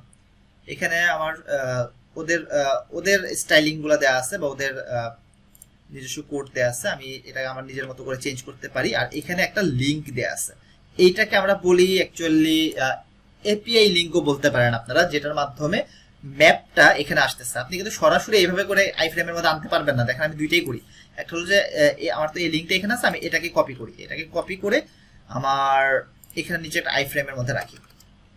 একটা হলো যে নিজে আমি ম্যানুয়ালি কপি করে আনলাম, আরেকটা হলো যে ওদের মানে গুগল থেকে দেয়া যে কোডটা এখানে আমরা এমবেড করে যেটা নিয়েছি সেটা, দুইটা কোডই আমরা নিলাম। নিয়ে আমি যদি রিলোড করি দেখা যাবে যে শব্দ নিচে আছে, এই দেখেন এটা আমার রিফিউজ করছে, সে কিন্তু আমাকে আসতে দেয় নাই, কারণ গুগল আমাদেরকে এই পারমিশনটা দেয় না যে আপনি চাইলেই গুগলের ওই লিঙ্ক নিয়ে সরাসরি আইফ্রেমের মধ্যে ইউজ করতে পারবেন না।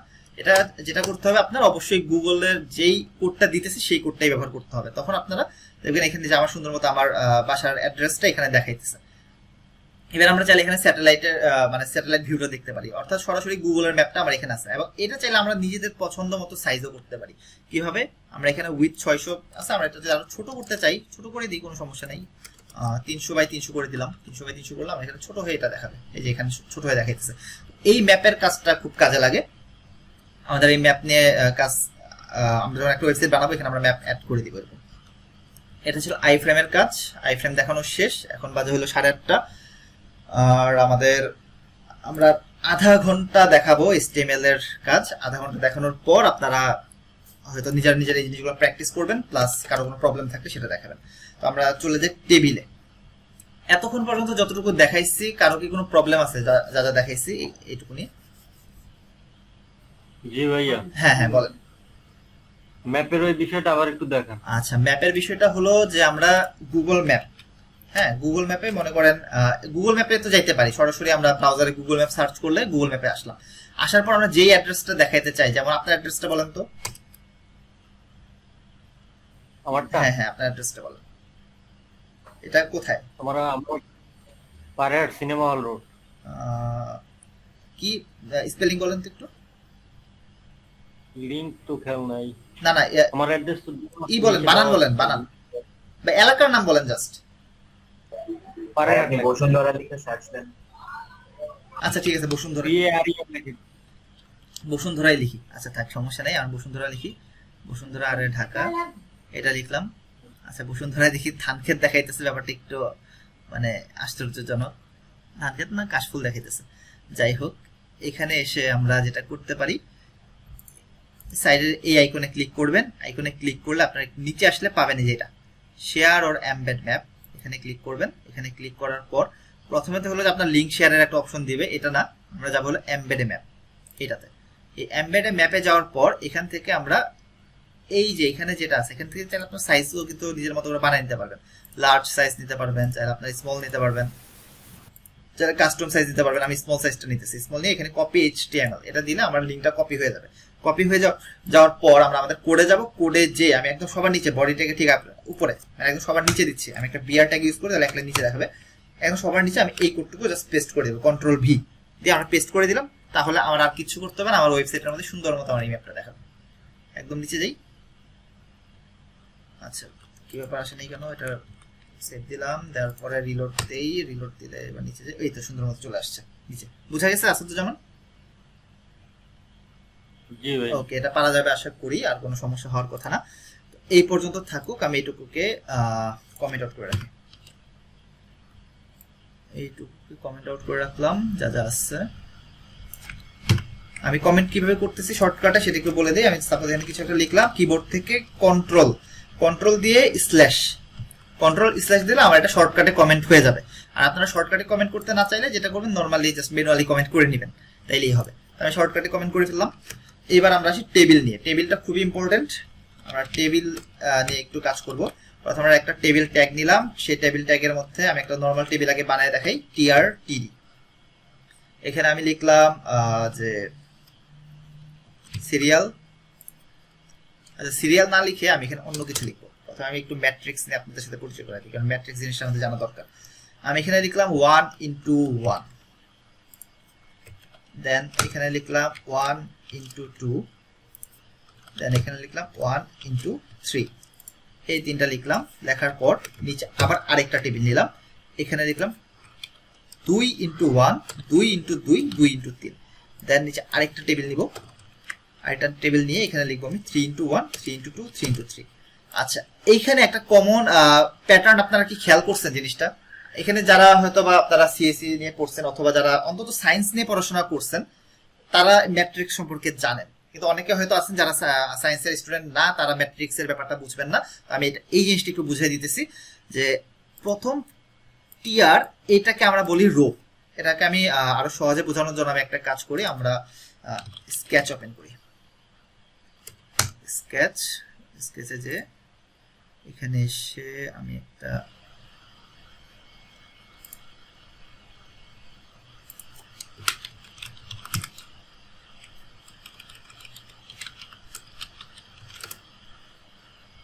অটো ড্র এখানে দেখি।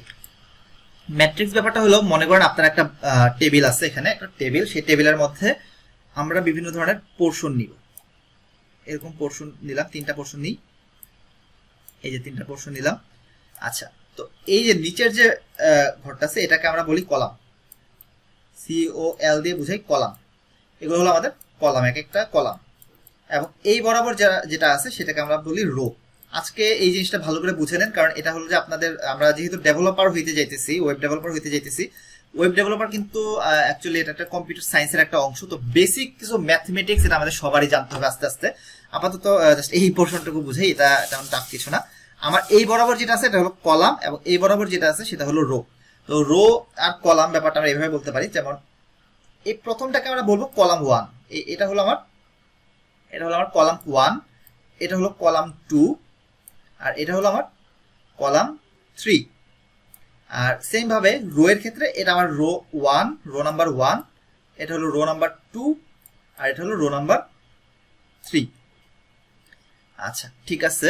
এবার আমরা যেটা করব, কলামের একটা নাম্বার দিব, রো এর একটা নাম্বার দিব। আমরা প্রথমে কলামের নাম্বার দিয়ে যাই। কলামের নাম্বার, এটা 1 নাম্বার কলাম, এটা জানি 2 নাম্বার কলাম, এটা জানি 3 নাম্বার কলাম, তাই না? এই যে নিচের এই বরাবর 1 নাম্বার, 2 নাম্বার, 3 নাম্বার। তো এটা কয় নাম্বার কলাম বলেন তো? এই ঘরটা কয় নাম্বার কলামে আছে? হ্যালো, 1 নম্বর কলামে। ওকে, 1 নম্বর কলামে আছে। সেম ভাবে নিচের কলামটা 1 নম্বর কলামে আছে। তো এটা আছে 2 নম্বর কলামে, এটা 2 নম্বর কলামে, এটা আছে 3 নম্বর কলামে, এটা আছে 3 নম্বর কলামে। ওকে, এবার আসি আমরা রোতে। হ্যাঁ, এটা তো 1 নাম্বার রো, তো আমরা 1 নাম্বার রো লিখলাম। এটাও এই পুরো প্রশ্নটা যেহেতু 1 নাম্বার রো, তো আমরা এই পুরো 3টা ঘরকে আমরা 1 নম্বর রো দিলাম। এবং সেম ভাবে নিচের গুলা, এটা হলো যে 2 নাম্বার রো, এটাও 2 নাম্বার রো, এটা হলো 2 নাম্বার রো, আর এটা হলো 3 নাম্বার রো, 3 নাম্বার রো, আর এটা হলো 3 নাম্বার রো। সো এখন দেখেন আমরা কিন্তু প্রত্যেকটা ঘরের একটা নাম্বার পেয়ে গেছি। প্রথম ঘরটাকে আমরা বলতেছি 1 1, এটা হলো 2 1, এটা 3 1। এবং প্রথম যে অক্ষরটা, প্রথম লেটারটা, এটাকে আমরা বলতেছি কলামের নাম্বার, পরেরটা হলো আমাদের রো এর নাম্বার। এই 2 হলো কলামের নাম্বার, এটা হলো রো এর নাম্বার। কলামের নাম্বার, রো এর নাম্বার। তো আপনাকে যদি বলে যে 2 2, ঠিক আছে, 2 2 ঘর কোনটা, তো আপনি বলবেন যে আমাদের এই টেবিলের 2 নাম্বার কলাম, 2 নাম্বার রো যে ঘরটা আছে সেটা হলো 2 2 নাম্বার ঘর। আবার যদি বলে 3 2 ঘর কোনটা, তখন আপনারা বলবেন যে আমার এই টেবিলের 3 নাম্বার কলাম এবং 2 নাম্বার রো যে ঘরটা সেটা হলো আমার ওই ঘরটা। তো সেম ভাবে যদি আমার এখানে আরো রো হইতো, আরো ঘর হইতো, এভাবে আমি একটু দেখাই দিই, আরো যদি হইতো তখন কিন্তু আমরা সেম ভাবে নাম্বারিং করতে পারতাম। যেমন এখানে আমি দেখাই, এখানে আরো 3টা ঘর নিলাম। সেম ভাবে এটা হয়তো আমার 1 4, সরি 1 4 কিভাবে হইতো, 1 4 হইতো না আমার। এটা তো আমি একটু কালারটা চেঞ্জ করে নিই, এখান থেকে কালার চেঞ্জ করাটা দরকার। এখান থেকে অন্য একটা কালার নিলে দেখি সবগুলোর কালারই চেঞ্জ হয়ে যায়। আমি কি এটার কালার চেঞ্জ করতে পারবো না? ওকে, ঠিক আছে। এখানে আমি নিলাম হলো যে এইটা হলো যে আমার 4 নাম্বার কলাম, এটা হলো আমার 5 নাম্বার কলাম, এটা হলো 6 নাম্বার কলাম। তাহলে এটা হবে আমার 4 1, যেটা 1 নাম্বার রো, 5 1, সরি 5 1, এটা হবে 6 1। সেম ভাবে এভাবে কিন্তু আমরা নাম্বারিং করতে পারি, ঠিক আছে। এটা হলো যে রো আর কলামের ব্যাপারটা আপনাদেরকে বুঝাইলাম। এখন টেবিলের ক্ষেত্রে যেটা হইছে, এই টিআর মানে আমার বোঝায় রো, টিডি মানে আমার বোঝায় কলাম। এন্ড আপনারা দেখেন আমি প্রথমে লিখছি 1 1 1, দ্যাট মিনস আমার এখানে আমি একটু দাঁড়ান, আমি একটু চিন্তা করে নিই যে টিআর দিলে টিটি টিটি টিটি, একটা টিআরের মধ্যে 3টা কলাম আছে। এখানে আমার একটু ভুল হয়েছে মনে হয়, আমি জিনিসটা একটু দেখে নিই। এক সেকেন্ড, আমি একটু জিনিসটা চেক করে নিতেছি, রিলোড করি। তাহলে 1 1 1 2 1 3। আচ্ছা, এখানে আমার একটু উল্টা হয়ে গেছে ব্যাপারটা। সেটা হলো যে এটার ঘরটা এভাবে না, এটা হবে এরকম হবে 1 1, ঠিক আছে। এটা হবে 2 into 1। ভাইয়া আগে রো বলতে হয় না? নাকি হ্যাঁ আগে হ্যাঁ কলাম? এই ক্ষেত্রে মনে হয় টেবিলের ক্ষেত্রে HTML CSS এর টেবিলের ক্ষেত্রে হবে উল্টাটা, আগে হবে রো পরে হবে কলাম। সেক্ষেত্রে হবে এরকম, আমি দেখাই দিতেছি। আমার এখানে 2 না, এখানে হবে 2 into 1 2 into সব সময় রো আগে হয় কলাম পরে হয়, আর এইচটিএমএল এ কলাম আগে হবে। আচ্ছা আমি একটু দেখতেছি জিনিসটা, আমি নিজেই গুলাই ফেলছি। আমার এখানে একটা বর্ডার 1 দিয়ে দিই, তাহলে ব্যাপারটা বুঝতে পারবে। বর্ডার 1 দিলাম। তো এটা হলো যে আমার 1 1, তারপর হবে 2 1, তারপর এটা 3 1, তারপর নিচেরটা হবে আমার 1 2, হ্যাঁ নিচেরটা হবে 1 2। প্রথমে হবে আমার কলাম, তারপর হবে আমার রো। ঠিক আছে, প্রথমটা হবে কলাম, তারপর এটা রো। এখানে 1 2 3, এবার ঠিক আছে। তাহলে আমার এখানে হবে এটা 1 2 2 2 and 3 2, then 1 3 2 3। এবার মনে হয় ঠিকঠাক থাকবে। ওকে ঠিক আছে। এবার আচ্ছা আমার নিচের এখানে এই প্রশ্নটুকু কমেন্ট আউট করা হয় নাই।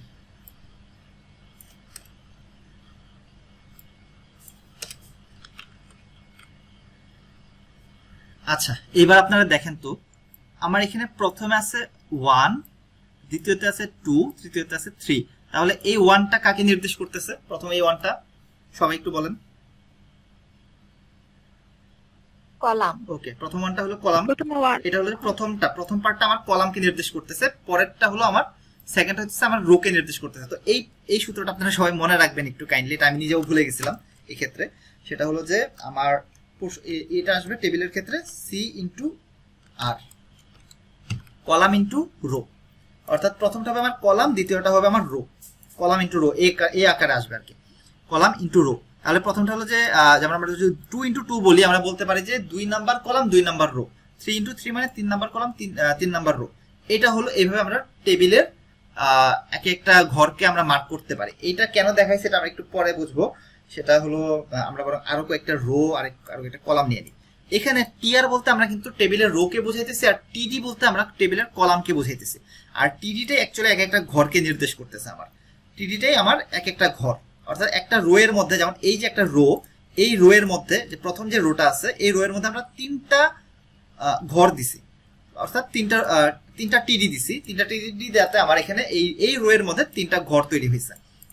সেম ভাবে আমরা যদি এটাকে কপি করে আরো 3টা দিই, আরো 3টা দিলে দেখবেন যে এই যে আরো 3টা ঘর এখানে তৈরি হয়েছে। একটা রো এর মধ্যে আমরা কলাম বা কলাম দিব, কলাম দিলে আমাদের ঘর তৈরি হবে। তো আমরা এখানে সেম ভাবে এইখানে আরো 3টা দেই, এবং এখানে আরো 3টা দেই। এখানে আরো 3টা দেওয়ার পর আমরা এটাকে কপি করে এখানে আরো 3টা দিই। আচ্ছা ভিতরের যে ঘরগুলো আছে এগুলোকে আমরা একটু চেঞ্জ করে দিব বোঝার সুবিধার জন্য। আমরা এখানে 4 5 6 সেম ভাবে এটারে বাদ দিই। আচ্ছা 4 5 6 4 5 6 4 5 6 এবং আমরা যেহেতু এখানে 6টা রো নিছি, এখন কয়টা রো নিছি? 1টা 2টা 3টা 4টা, সরি 4টা রো নিছি। তো আমাদের লাস্টের এখানে 3 না, এখানে হবে 4 নাম্বার রো। এটা তো আমরা এটাকে 4 নাম্বার রো বানায় ফেলতেছি। এটা হলো আমার 4 নাম্বার রো হয়ে গেছে। এবার যদি আমরা এটাকে রিলোড দিই, তখন দেখবেন যে আমার প্রত্যেকটা ঘরের নাম সহ আমরা এটাকে পেয়ে গেছি। এবার আমরা চাইলে এদেরকে একটু বড় সাইজ বানায় নিতে পারি। আমরা স্টাইল ট্যাগ সম্পর্কে জানি, স্টাইল ট্যাগটা আমরা এভাবে ইউজ না করে, আচ্ছা স্টাইল ট্যাগের দরকার নেই, যেরকম আছে ওরা এরকমই থাকবে। এটার মধ্যে বরং দেখাই, আমাদের যদি আমরা চাই যে আমার কয়েকটা রো, যেমন আমার এখানে মাঝখানের এই রো গুলো আছে, এখানে 4টা রো আছে, এই 4টা রোকে আমরা চাইলে এক করে ফেলতে পারি। আমরা একটু W3 স্কুলের টেবিলের মধ্যে যাই, যে HTML টেবিল লিখে সার্চ যদি করি, তখন এখান থেকে পেয়ে যাবো এই জিনিসগুলো। HTML এর টেবিল, এখানে এসে আমরা একটু নিচে গেলে এটা কল স্প্যান। আচ্ছা হ্যাঁ, আমরা একটু কল স্প্যান সম্পর্কে দেখি। যে আমি একদম প্রথম যে টেবিলটা, প্রথম রো এর প্রথম যে কলাম 1 into 1, তো এইখানে এসে আমি একটা কল স্প্যান দিব। কল স্পেন দিলাম আমি 3। এই কল স্পেন 3 দেওয়ার পরে আমার এখানে কি ঘটনা ঘটে একটু দেখি। আমরা যদি রিলোড করি দেখবেন যে প্রথম রোতে যখন আমরা কল স্পেন 3 দিছি, 3 দেওয়া মাত্রই সে তার পাশের 2টা কলাম পরিমাণ জায়গা সে দখল করে নিছে। ব্যাপারটা কি দেখা বোঝা গেছে? কল স্পেন কি কাজ করতেছে জি ভাইয়া। দেখেন, কল স্পেন দেওয়া মাত্র সে পাশের 2 কলাম পরিমাণ জায়গা সে দখল করে নিছে। অর্থাৎ আমরা যদি এই কল স্পেনটা এইখানে ব্যবহার করছি সমস্যা নাই, আমরা এটাকে বরং মাঝখানের একটা রোতে ব্যবহার করি। আমরা এই যে 3x3 যে আছে তার মধ্যে ব্যবহার করি, একদম মাঝখানে যদি কল স্পেন 3 ব্যবহার করি দেখবেন যে সে তার পাশের 3টা ঘর দখল করে বাকিগুলোরা কিন্তু পাশে সরাই দিছে। আবার চাইলে কিন্তু আমরা 3 না দিয়ে এখানে আমরা 5 ব্যবহার করতে পারি, তাহলে সে 5টা কলাম পরিমাণ জায়গা দখল করে নিবে। দেখেন 5টা কলাম পরিমাণ জায়গা সে দখল করে নিছে এই জায়গায়। এটা হলো যে কল স্প্যান। এবং সেম ভাবে আরেকটা আছে রো স্প্যান। রো স্প্যানটা পরে দেখাইতেছি। এবার আমরা যদি চাই যে কল স্প্যান ব্যবহার করার পর জিনিসগুলো অ্যাকচুয়ালি নিউট্রাল থাকুক, অর্থাৎ আমার টেবিলের সাইজের জন্য চেঞ্জ না হয়, সেক্ষেত্রে আমাদের যেটা করতে হবে, এখান থেকে আমাদের যেহেতু আমরা এখানে 3টা ব্যবহার করছি, তো সে নিজের জায়গা সহ পাশের 2টার জায়গা দখল করে নিতেছে। তো আমরা চাইলে এখান থেকে 2টাকে সরাই দিতে পারি। 2টাকে সরাই দিলাম। 2টাকে সরাই দেওয়ার পর এবং নিচে এখানে আমরা 5টাকে জায়গায় দখল করে নিছি। তো আমাদেরকে 5 মানে তার জায়গা রেখে বাকি যে 4টা আছে তাকে সরাই দিতে হবে, তাহলে আমার এটা সুন্দর মতো সাইজিং হয়ে যাবে। দেখেন এবার আমরা এটা এইভাবে পেয়ে গেছি যে প্রথমটা 3টার জায়গা দখল করছে এবং দ্বিতীয়টা 5টার জায়গা দখল করছে। এবং চাইলে কিন্তু আমরা এই জিনিসটা এইভাবে করতে পারি। এইটাকে উপরে নিয়ে আসি, নিয়ে আসার পর যদি রিলোড করি দেখা যাবে যে এই যে 3x3 যে আছে সে 5টার জায়গা দখল করে নিছে। সেম ভাবে আরেকটা আছে রো স্প্যান। রো স্প্যান যেটা করে রো বরাবর জায়গা দখল করে। যেমন আমরা যদি নিচের টিয়ারটার মধ্যে প্রথমে যদি আমরা রো স্প্যান ব্যবহার করি, রো স্প্যান 2, এটা আবার নিচে থেকে, আচ্ছা রো স্প্যান 2 দেওয়ার পরে তো কাজ করলো না, এটা সম্ভবত রোতে ব্যবহার করতে হয় নাকি? আচ্ছা রো স্প্যান সম্ভবত রো এর মধ্যে আমার ব্যবহার করতে হবে, এখানে না। আমরা এটাকে টিআর এর মধ্যে ব্যবহার করে দেখি একটু। আচ্ছা এখানে আমার কোথাও ভুল হইতেছে, আমি এখানে এসে একটু দেখি। আচ্ছা রো স্প্যান, সরি, আমার এটা টিডি এর মধ্যে ব্যবহার করতে হবে এবং এটাকে আমার এই জায়গায় না, এটাকে ব্যবহার করতে হবে আমার এইখানে। 4x3 এর মধ্যে আমরা রো স্প্যান 2 ব্যবহার করলাম, দিয়ে যদি আমরা এটাকে রিলোড করি, ওকে ঠিক আছে। এটা আমার দেখা যাইতেছে যে রো স্প্যান দেওয়া মাত্রই সে তার নিচের যে রো আছে সে রো এর একটা কলাম দখল করে নিছে। এবং এই রো স্প্যান কিন্তু আমরা রো এর মধ্যে না, আমরা টিডি এর মধ্যে ব্যবহার করতেছি। কিন্তু যেটা ঘটনা ঘটতেছে, সে নিচের কলাম দখল করে নিছে, দখল করে তাকে এক ঘর দূরে পাঠিয়ে দিছে। তো এই জিনিসটাকে আমরা কন্ট্রোল করতে পারি এইভাবে, আমাদের এখান থেকে একটা কলামকে সরাই দিতে হবে। সরাই দিলে তখন আমার এটা আবার সুন্দর মতো এরকম দেখা যাবে। তো এরকম ভাবে আমরা রো আর কলাম, আমরা কোন রো কতটুকু জায়গা দখল করবে, কোন কলাম কতটুকু জায়গা দখল করবে, এই জিনিসটা কিন্তু আমরা হ্যান্ডেল করতে পারি রো স্প্যান আর কল স্প্যানের মাধ্যমে। এটা খুবই ইম্পর্টেন্ট। এটা যখন আমরা কাজ করব তখন ভালো করে বুঝতে পারবো। আজকে আমরা এই টেবিল নিয়েই শুধু কাজ করে দেখায় শেষ করে দিব। আমরা টেবিল দিয়ে একটা ছোট্টখাটো একটা ওয়েবসাইট আজকে ডিজাইন করব। তো এই পর্যন্ত যা আছে আমি এটা কমেন্ট আউট করে রাখি। তার আগে বলি, কারো কি এই পর্যন্ত বুঝতে কোনো অসুবিধা হয়েছে?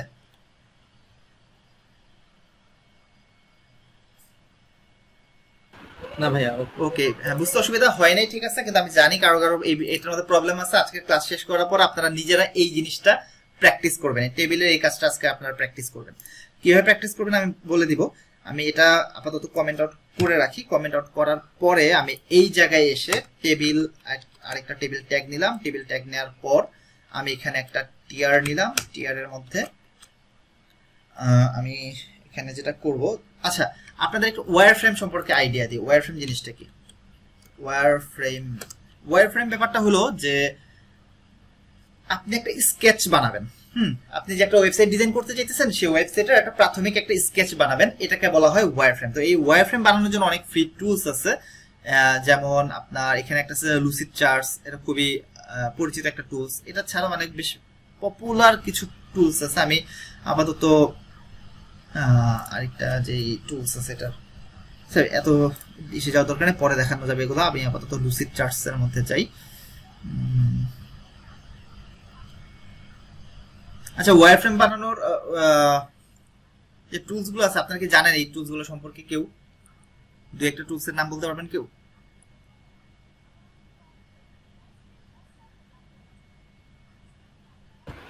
একদম ফ্রি না ভাইয়া, আসলে এটা আচ্ছা ওয়্যার ফ্রেমের ব্যাপারটা, এটা নিয়ে আমরা একটা পুরো পুরো একটা ক্লাস ওয়্যারফ্রেমের ব্যাপারে আমরা নিব। আপাতত এত কঠিনে যাওয়ার দরকার নেই, কমপ্লেক্সে যাওয়ার দরকার। আমি বরং আমাদের যে ড্র আছে, ড্রয়িং টুলস, এটার মধ্যে আমি ওয়্যারফ্রেমের কাজটা করে ফেলি। তো এখানে এসে যেটা করতে হবে, আমার মাউস করে এখান থেকে একটা নিউ খুলে নিই, একটা নতুন একটা করলাম। আমরা একটা ওয়েবসাইট ডিজাইন করব যেটার মধ্যে সাপোজ এরকম একটা হেডার থাকবে। এই হেডারের মধ্যে আমার এই পাশে একটা লোগো থাকবে, এখানে একটা লোগো থাকবে, এবং এইখানে আমার একটা হেডিং থাকবে। সাপোজ এখানে টাইটেল থাকবে। একটা সিম্পল একটা ওয়েবসাইট বানাবো। এখানে আমার একটা বডি, এটা হলো আমার মেইন কন্টেন্ট সাইট। এখানে একটা সাইড বার থাকবে। এই সাইড বারের মধ্যে আমার দুইটা পোর্শন থাকবে, একটা পোর্শন এখানে থাকবে, আরেকটা পোর্শন থাকবে এখানে। এই দুইটা পোর্শন থাকবে এবং নিচে একটা ফুটার থাকবে, ফুটার সেকশন থাকবে। এরকম একটা সিম্পল একটা ওয়েবসাইট আমরা আজকে ডিজাইন করবো শুধুমাত্র টেবিল ব্যবহার করে। সেটা কিভাবে আমি দেখাই দিতেছি। তো টেবিলের মধ্যে আমি এখানে লিখলাম, প্রথমে আমরা দেখেন এখানে একটা জিনিস, যে এই যে প্রথম যে পোর্শনটা, এই নিজে একটা রো, এটা একটা রো। সেকেন্ড যে পোর্শনটা সে কিন্তু আরেকটা রো, এবং থার্ড পোর্শন এটা আরেকটা রো। এখানে আবার প্রথম মেজর 3টা রো আছে। এই একটা রো, তার ভিতরে আরেকটা রো, তারপর আরেকটা রো। প্রথম রো এর ভিতরে আবার আমাদের 2টা কলাম আছে। এই একটা কলাম, 2 নাম্বার কলাম।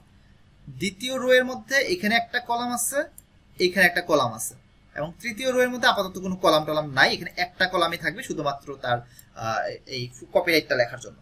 আচ্ছা, এই যে এই কলামটা, এই কলামের ভিতরে কিন্তু আবার আরেকটা টেবিল আছে। এখানে আরেকটা টেবিল আছে, এটা নিয়ে আমরা পরে দেখতেছি। আপাতত আমরা জাস্ট নরমালি একটা সাইট ডিজাইন করে ফেলি। এখানে টিআর নিলাম। আমরা প্রথমের কাজটা করব। প্রথম যে রোটা আছে, রো এর মধ্যে আমার 2টা কলাম আছে, তো আমরা এখানে 2টা কলাম দিব, একটা কলাম এবং 2 নাম্বার কলাম। এই প্রথম রোটাকে আমরা বলবো হলো হেডিং। সরি, এখানে দিলে তো পুরোটাই কমেন্ট হয়ে যেতেছে। আচ্ছা ঠিক আছে, এটা বোঝা যাবে। প্রথম কলাম দিলাম, 2 নাম্বার কলাম। 2 নাম্বার কলামের মধ্যে আমার প্রাথমিকভাবে 2টা টেবিল আছে, 2টা কলাম আছে 2 নাম্বার রো এর মধ্যে, এবং লাস্টের যে রো সেটা আবার একটা মাত্র টেবিল আছে। তো এইবার আমরা যেটা করব, প্রথম রো যেটা আছে সেটা যেরকম আছে থাকুক। আমরা একটু এখানে আরেকটা কাজ করি, এই টিডি এর মধ্যে আমরা কিছু লেখা লিখবো। যেমন আমরা এখানে লিখতে পারি লোগো, এন্ড এই জায়গায় আমরা লিখবো যে টাইটেল। 2 নাম্বারের মধ্যে আমরা এখানে লিখতে পারি সাইড বার, এবং এখানে আমরা লিখতে পারি কার্ডস। এখানে আমাদের কয়েকটা কার্ডস থাকবে, এবং লাস্টের নিচে এখানে আমরা লিখবো কপিরাইট। কপিরাইট লিখলাম। লেখার পরে আমরা যদি এবার আমাদের এই পেজটাকে রিলোড করি, দেখা যাবে যে এইরকম একটা কোনো প্রকার ডিজাইন ছাড়া জাস্ট একটা কঙ্কাল দেখা যাইতেছে, যেখানে কিছু টেক্সট লেখা আছে এবং তারা পাশাপাশি সুন্দর মতো বসছে। আচ্ছা ঠিক আছে, এই পর্যন্ত থাকুক। এইবার আমরা যেটা করব, এই লোগো আর টাইটেল নিয়ে প্রথম কাজটা করে ফেলি। এখানে যেটা করতে হবে আমাদের প্রথম যে কাজটা হবে সেটা হলো এইটার একটা উইথ দিয়ে দিতে হবে। আমরা এখানে স্টাইল ট্যাগ ইউজ করে দেখি তো একটু কোনো কাজ হয় কিনা। এখানে 100% দিলাম, দেখি কোনো কাজ হইতেছে না। এটা এইভাবে কাজ হবে না। আমরা এখানে একটা স্টাইল ট্যাগ নিই, এটাকে আমরা দিব 200 পিক্সেল, এবং এইখানে এসে এখানে একটা স্টাইল ট্যাগ নিব। সরি, শুধু 200 পিক্সেল দিলে তো কাজ হবে না, এখানে একটা উইথ দিতে হবে। উইথ দিলাম 200 পিক্সেল, আর এখানে আমরা একটা উইথ দিব, এই টিটিতে একটা উইথ দিব, সেটা উইথ হবে আপাতত দিলাম 800 পিক্সেল জাস্ট বোঝার জন্য। ওকে ঠিক আছে, এই পর্যন্ত সমস্যা নাই। আমরা বড় আরেকটা কাজ করব, প্রত্যেকটাতে একটা করে বর্ডার দিতে হবে আমাদের। আপাতত আমি এখানে একটা বর্ডার দিয়ে দিই, বর্ডার 1 পিক্সেল, এবং এখানেও একটা বর্ডার দিব, বর্ডার 1 পিক্সেল। তো এটা একটা বর্ডার পাইতেছে না, সেভ করি। সেভ করার পর আচ্ছা এইভাবে করে বর্ডার পাইতেছে না, এটা আমার এখানে আমি বর্ডার 1 দিয়ে দিই। এখানে বর্ডার 1 দিলে ওকে ঠিক আছে। এখন মোটামুটি একটা বর্ডার পাইছে সবগুলোতে। এন্ড আচ্ছা, বর্ডার কেন পাইতেছে না এটা ধরতে পারছি আমি এখানে বর্ডারের এটা কমপ্লিট করে নিই। সলিড ব্ল্যাক দিলাম, ব্ল্যাক দেওয়ার পর যদি দেখি এবার সে সুন্দর মতো বর্ডার পেয়ে গেছে। আচ্ছা ঠিক আছে, এবার আমরা চাইলে এই জিনিসটাকে আরেকটু অন্যরকম করতে পারি, 800 পিক্সেল না দিয়ে। আচ্ছা আমরা একটা জিনিস দেখে আসি, আমাদের ডাইমেনশন যে এটা ছিল এটা আমার তো ইনস্টল করাই আছে।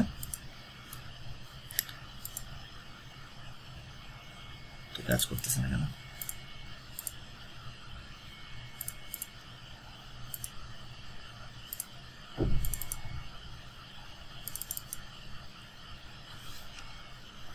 আচ্ছা ঠিক আছে, 800 পিক্সেল। আমরা এখানে 800 পিক্সেলের বদলে এটাকে আমরা 1000 পিক্সেল করি, তাহলে কিছুটা কাছাকাছি আসবে। ওকে ঠিক আছে, 1000 পিক্সেল করাতে এটা মোটামুটি এরকম আসছে।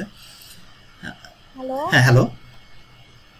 হ্যাঁ ভাইয়া, আমার নেট না অনেক বেশি প্রবলেম করতেছে। আপনার কথা আমি কিছুই আসলে করতে আচ্ছা, পারতেছি না, বারবার কানেকশন যেই লস্ট হয়ে যাচ্ছে। যতটুকু পোরশন আপনি ধরতে মানে প্রবলেম করতেছে ততটুকু আপনি একটু ভিডিও রেকর্ডিং দিয়ে দেখে নেবেন। হ্যাঁ, রেকর্ডিংটা তো থাকবে, এখান থেকে আচ্ছা। দেখে নিন।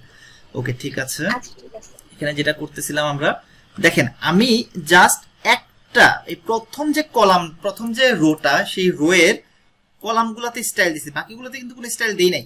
বাকিগুলোর সাইজ কিন্তু আমি পরিবর্তন করি নাই, কিন্তু আমি যখনই একটার সাইজ পরিবর্তন করছি বাকিগুলো কিন্তু সেটার সাথে সাথে পরিবর্তিত হইতেছে অটোমেটিক। তো টেবিল কিন্তু এভাবে কাজ করে, একটা টেবিল একটা কলামের সাথে অন্য কলাম কিন্তু রিলেটেড থাকে, তার ঠিক তার নিচের কলামটা রিলেটেড থাকে। আমি প্রথমটার সাইজ বাড়াইছি, দ্বিতীয় তৃতীয় এগুলো সাইজ অটোমেটিক বেড়ে গেছে। তো এটা হলো যে টেবিলের ক্ষেত্রে হয়। তো আমি চাইতেছি যে এটা 200 পিক্সেল থাকুক, বাট বাকিগুলোর কিন্তু এরকম হবে না। বাকিগুলোর মধ্যে এখানে একটু পরিবর্তন হবে, যে আমি এটাকে একটু কপি করি নি, কপি করে এই সাইড বারের ক্ষেত্রে আমরা 200 পিক্সেল না দিয়ে এটাকে আমরা আরেকটু বাড়াই দিব, 400 পিক্সেল করব। আমরা টোটাল 1200 পিক্সেল। আমার এটার সাইজ হলো 1200 পিক্সেল না, এটা আরেকটু সাইজ বাড়বে। আমার ডেস্কটপের সাইজটা সম্ভবত এখানে হবে হলো আমার 1480 পিক্সেল সম্ভবত। তাহলে আমি এখানে 1400 দিই, 1400 দিলে ঠিকঠাক থাকবে। ওকে, 1400 দিলে ঠিকঠাক আছে। এটা একদম আমি কিবোর্ড থেকে Ctrl+0 প্রেস করছি, আমার কিন্তু ব্রাউজারটা একদম যে অরিজিনাল যে সাইজ সেই সাইজে চলে আসছে। আমি যদি এটা জুম আউট জুম ইন করি, জুম করার পরে যদি আমি কিবোর্ড থেকে Ctrl+0 প্রেস করি, তখন আমার এটা একদম অরিজিনাল সাইজে চলে আসবে। তো আমার অরিজিনাল সাইজে হলো 1600 পিক্সেল। 1400 পিক্সেল হলো যে আমার ATD এর রো, আর এটা হলো যে 200 পিক্সেল, টোটাল 1600 পিক্সেল। তো আমি এই কলামটাকে রাখছি হলো আমার 1400 পিক্সেল, এই কলামটাকে রাখছি 200 পিক্সেল। বাট নিচের সাইড বারের ক্ষেত্রে এরকম হবে না। সাইড বারের ক্ষেত্রে আমি এটাকে রাখবো হলো 400, আমি এটাকে 600 পিক্সেল করি। সেক্ষেত্রে একটা প্রবলেম হওয়ার কথা। 600 পিক্সেল করলে দেখবেন যে এইটাও কিন্তু এই যে উপরেরটাও এটার সাথে সাথে বেড়ে যেতেছে, এটাও বাড়তেছে। তো আমি এটা চাইতেছি না, এটা আমি চাইতেছি না। তো এই ক্ষেত্রে আমরা দেখি এটা কাজ করে কিনা, ইম্পর্টেন্টটা এখানে কাজ করে কিনা একটু দেখি। ইম্পর্টেন্ট এটা বাদ দিই, ইম্পর্টেন্টটা দিলাম। এবার যদি রিলোড করি, আচ্ছা ইম্পর্টেন্ট এখানে কাজ করবে না। আচ্ছা এই জিনিসটা আমরা পরে দেখবো, সমস্যা নেই। আপাতত জাস্ট টেবিল নিয়ে যেহেতু কাজ করতেছি, টেবিলের ব্যাপারটা প্র্যাকটিস করি আমরা। এখানে 600 পিক্সেল দিলেও কাজ করতেছে না, তাহলে আমরা এখানে এটাকে যেটা আছে এটার উইথ আর দেয়ারই দরকার নেই, কারণ আমার বেশি যেটার উইথ সেটার উইথটাই নিয়ে নিতেছে। দেন আমরা কপিরাইট যেটা সেটা একটাই, তো এই ক্ষেত্রে আমরা কোনো উইথ আর না দিই। এখানে যা আছে মোটামুটি এরকম। অ্যান্ড চাইলে আমরা এটার একটা হেট দিয়ে দিতে পারি। আমরা প্রথমটার ক্ষেত্রে এই প্রথম যেটা এটার ক্ষেত্রে একটা হেট দিয়ে দিব। এখানে হেট দিলাম আমরা সাপোজ 200 পিক্সেল, তাহলে আমার কিন্তু দুইটারই হেট বাড়বে। এটার 200 পিক্সেল দিলে এটারও বেড়ে যাবে। তো 2 নাম্বারটার ক্ষেত্রে আমরা এখানে একটা হেট দিয়ে দিব, এখানে একটা হেট দিয়ে দিই। হেট দিলাম আমরা 800 পিক্সেল। হেট দিলে আমার এই পোরশনটার হেট বেড়ে গেল, অর্থাৎ টেবিলের মধ্যে এইটার হেটটা বাড়ছে। আর কপিরাইট যেটা আছে সেটা যা আছে থাকুক, ওইটা নিয়ে তেমন কোনো কাজ করার কিছু নেই। অ্যান্ড এখানে আমরা আরেকটা যেটা কাজ করতে পারি, এই যে লোগো যেটা আছে এটাকে আমরা এভাবে না দিয়ে একটা স্প্যান ট্যাগের মধ্যে রাখতে পারি। এই জিনিসটাকে আমরা একটা স্প্যান ট্যাগের মধ্যে রাখবো। সাপোজ লোগো দিলাম, এই টাইটেলটাকেও একটা স্প্যান ট্যাগের মধ্যে রাখবো, টাইটেল। এন্ড সাইড বার নিয়ে আমরা পরে কাজ করব। কার্ডসের মধ্যে আমরা আরেকটা কাজ করব, সেটাই দেখায় দিই। আমরা এই টিডি এর মধ্যে আরেকটা টেবিল নিব। দেখেন আমরা এই টিডি এর মধ্যে আবার আরেকটা টেবিল নিতেছি। চাইলে কিন্তু আমরা এটাও করতে পারি। এটার মধ্যে আরেকটা রো নিব এবং তার মধ্যে আমরা দুইটা কলাম না, একটা কলাম নিব। কারণ আমার যে স্কেচটা ছিল সেখানে আমরা দেখাইছিলাম এই যে একটা, এখানে আমি এটার কালার চেঞ্জ করি, এই যে একটা ঘর তার নিচে আরেকটা ঘর, অর্থাৎ আমার দুইটা রো আছে। তো আমার এখানে দুইটা রো নিতে হবে। একটা রো এর মধ্যে একটা কলাম নিব, দেন আরেকটা রো এর মধ্যে আমার আরেকটা কলাম নিতে হবে। তো প্রথমটার মধ্যে আমরা লিখতে পারি ব্লক 1 এন্ড দ্বিতীয়টা হবে আমার ব্লক 2। তাহলে আমাদের ডিজাইনটা কেমন হয় একটু দেখে আসি। এখানে রিলোড করি, এই যে ব্লক 1 আর ব্লক 2 এখানে আছে, বাট তারা কিন্তু আমার ইচ্ছা মতো আমরা সাইজ এখনো দিতে পারিনি। তো এখানে আমরা স্টাইল একটা দিতে হবে। এখান থেকে আমরা এই স্টাইলটা কপি করে নিয়ে আসি এইটার মধ্যে, এখানে এসে এই স্টাইলটা কপি করলাম, কপি করে হেড যেটা আছে এখানে আমরা এটার হেড 800 না দিয়ে এটা আমরা দিব হলো 300 পিক্সেল দেই। অ্যান্ড এখানে আমার উইথ 600 পিক্সেল ছিল, 600 না দিয়ে এটাকে আমরা দিব হলো, এটা হলো যে কয় নাম্বার রো, এটা হলো এইটা, এটার ক্ষেত্রে আমরা এটার উইথ আর কমাই দেবো, 200 পিক্সেল করে দিই। সেম ভাবে এই স্টাইলটা কপি করে আমরা নিচের যে কলামটা আছে সেটা আমরা দিব, তাহলে দিলে দেখা যাবে যে আমার এখানে দুইটা ব্লক তৈরি হয়েছে। এই ব্লকটাকে আমরা যে একদম পুরাপুরি যেন এই জায়গাটা জুড়ে থাকে সেটা করতে, তো আমরা রাইট বাটন ক্লিক করি, ইন্সপেক্টে যাই, ইন্সপেক্টে যে এখানে সেটাকে একটু হোভার করব, হোভার করে আমরা দেখবো যে এখানে উইথ, তো এই উইথটা যদি আমরা বাড়াই দিই তাহলে এটা আমাদের সুবিধা। 200 পিক্সেল না দিয়ে আমরা এখান থেকে বড় 800 পিক্সেল দিয়ে দেখি কি অবস্থা হয়। আচ্ছা 800 পিক্সেল দিলে মনে হয় ঠিকঠাক আছে একদম, তাহলে আমরা এটাকে 800 পিক্সেল বানাই দিব। 800 পিক্সেল না, আরেকটু বাড়াইতে হবে, আরো 200 পিক্সেল বাড়াইতে হবে, 1000 পিক্সেল দিতে হবে। তাহলে আমরা এই দুইটাকে এখান থেকে চেঞ্জ করে 1000 পিক্সেল দিয়ে দেখি কতটুকু হয়। ওকে, 1000 পিক্সেল দিলে মোটামুটি পুরোটা নিয়ে নিতেছে। এতটুকুই থাকবে আমাদের কাজ। আমি এবার জাস্ট প্রত্যেকটার একটা ব্যাকগ্রাউন্ড কালার দিব, আর কিছু না। এইটুকু করলে আজকে আমাদের শেষ। ব্যাকগ্রাউন্ড কালার দিব আমি সাপোজ প্রথমটার জন্য দিলাম ব্লু, দ্বিতীয়টার ক্ষেত্রে দিলাম রেড, এখানে দিলাম আমরা গ্রিন, এন্ড নিচের এই দুইটা পোরশন আছে যে এই দুইটা পোরশনের ক্ষেত্রে একটা ব্যাকগ্রাউন্ড কালারই দিব। এখানে আমরা ব্যাকগ্রাউন্ড কালার দিলাম ব্লু ভায়োলেট, এন্ড এখানেও একটা ব্যাকগ্রাউন্ড কালার দিতে পারি, ব্রাউন দিয়ে দিই। এন্ড কপিরাইটের ক্ষেত্রে এখানে একটা স্টাইল দেওয়া উচিত। এখানে আমরা কোনো উইথ দিব না, কারণ টেবিলের ক্ষেত্রে উইথ যেটা সব থেকে বেশি তাকেই সে নিয়ে নিবে, বাকিগুলোরে স্কিপ করে। এটাকেও কন্ট্রোল করা যায়, সেটা সিএসএস দিয়ে। আমরা সিএসএস এ যেহেতু এখনো যাই নাই, তো আমরা এটা আজকে দেখাইতেছি না। আমরা এখান থেকে আপাতত জাস্ট এটা একটু এরকম একটা কালার দিয়ে দিই, তো আমার মোটামুটি এইরকম একটা সুন্দর একটা লেআউট তৈরি হবে।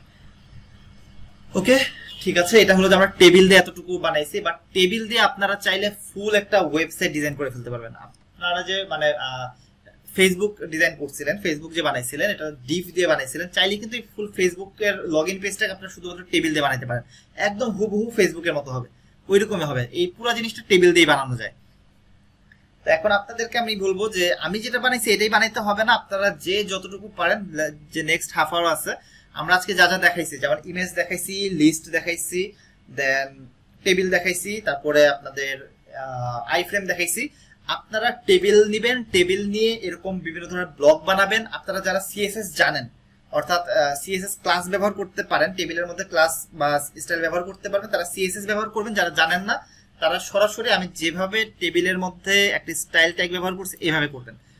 তো আপনারা এখন চেষ্টা করবেন এই জিনিসটা শুরু করার। আপনারা এখন প্র্যাকটিস শুরু করেন। একটা টেবিল নেবেন, এই টেবিলের মধ্যে আপনারা এরকম 3-4টা ব্লক বানাবেন। এই ব্লকগুলোর মধ্যে আপনারা আইফ্রেম রাখতে পারেন, লিস্ট রাখতে পারবেন, প্যারাগ্রাফ রাখতে পারেন, আপনাদের পছন্দ মতো জিনিসগুলো রাখেন।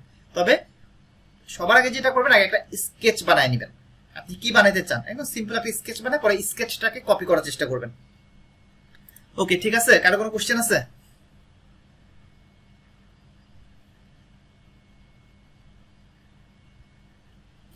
ভাইয়া হ্যাঁ, আমি কত পার্সেন্ট ডিসকাউন্ট দিচ্ছে? কি আমি ডিসকাউন্ট দিচ্ছে কত পার্সেন্ট? আমি বুঝি নাই আপনার কথাটা। না বলেন না যে আমি ডিসকাউন্ট দিচ্ছে নাকি সেটি। ও আচ্ছা আচ্ছা, আমের ডিসকাউন্ট না, আমি ওই ব্যাটার ডিসকাউন্টের কথা শুনি নাই, তার আগে আমি ফোন কেটে দিছি। ও আচ্ছা আচ্ছা। ক্লাসের মাঝখানে আমার ফোন দিয়ে বলে যে আম চাঁপাইনবাবগঞ্জের বিখ্যাত আম। যাই হোক,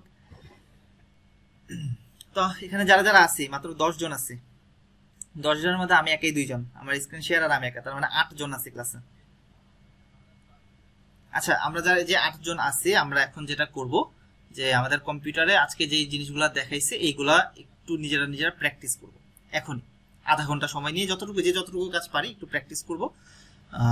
আর এখন আমি একটু আপনাদের যাদের প্রবলেম আছে তারা একটু আমার সাথে আপনাদের প্রবলেমটা শেয়ার করবেন, আর বাকি যারা আছেন তারা একটু কাজ শুরু করে দেন এখন। আজকে কি কোনো কাজ দিবেন? হ্যাঁ হ্যাঁ, হোমওয়ার্ক তো অবশ্যই দিব। হোমওয়ার্ক অবশ্যই দিব, সেটা আমি ক্লাসের পরে বলে দিতেছি হোমওয়ার্ক কি দিব। এটা আমি ক্লাসের পরে বলে দিই। হ্যাঁ, আপনারা এখন হলো যে আধা ঘন্টা একটু নিজেরা নিজেরা প্র্যাকটিস করবেন। কে কে প্র্যাকটিস শুরু করতেছেন আমাকে একটু বলেন তো, মেসেজে লেখেন কে কে প্র্যাকটিস করতেছেন।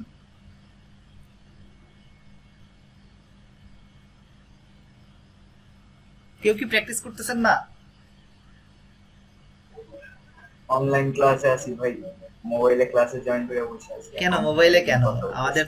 আমাদের কিন্তু এটা হলো এই সুবিধাটাই কিন্তু আপনারা পাইতেছেন যে ক্লাস টাইমে আপনি যখন প্র্যাকটিস করতেছেন বা একটা কোডিং যখন আপনি নিজে নিজে করতে যেতেছেন। না না, আমার কোচিং এর ক্লাস চলতেছে। ও আচ্ছা আচ্ছা আচ্ছা, যাই হোক, আমাদের এই অনলাইন ক্লাসে সব থেকে বড় সুবিধা কিন্তু এখানেই যে আমরা একটা সময় রাখছি প্র্যাকটিসের জন্য। এখানে আপনার যেটা, যেমন আপনি যখন টেবিলটা প্র্যাকটিস করতে যাবেন আপনি কিন্তু আটকাবেন, যদি একদম বিগিনার হন টেবিল প্র্যাকটিস করতে গেলে একটু হলেও আটকাবেন, তখন সাথে সাথে আমাকে কিন্তু জিজ্ঞেস করতে পারতেছেন যে আমি এই জায়গাতে আটকে গেছি।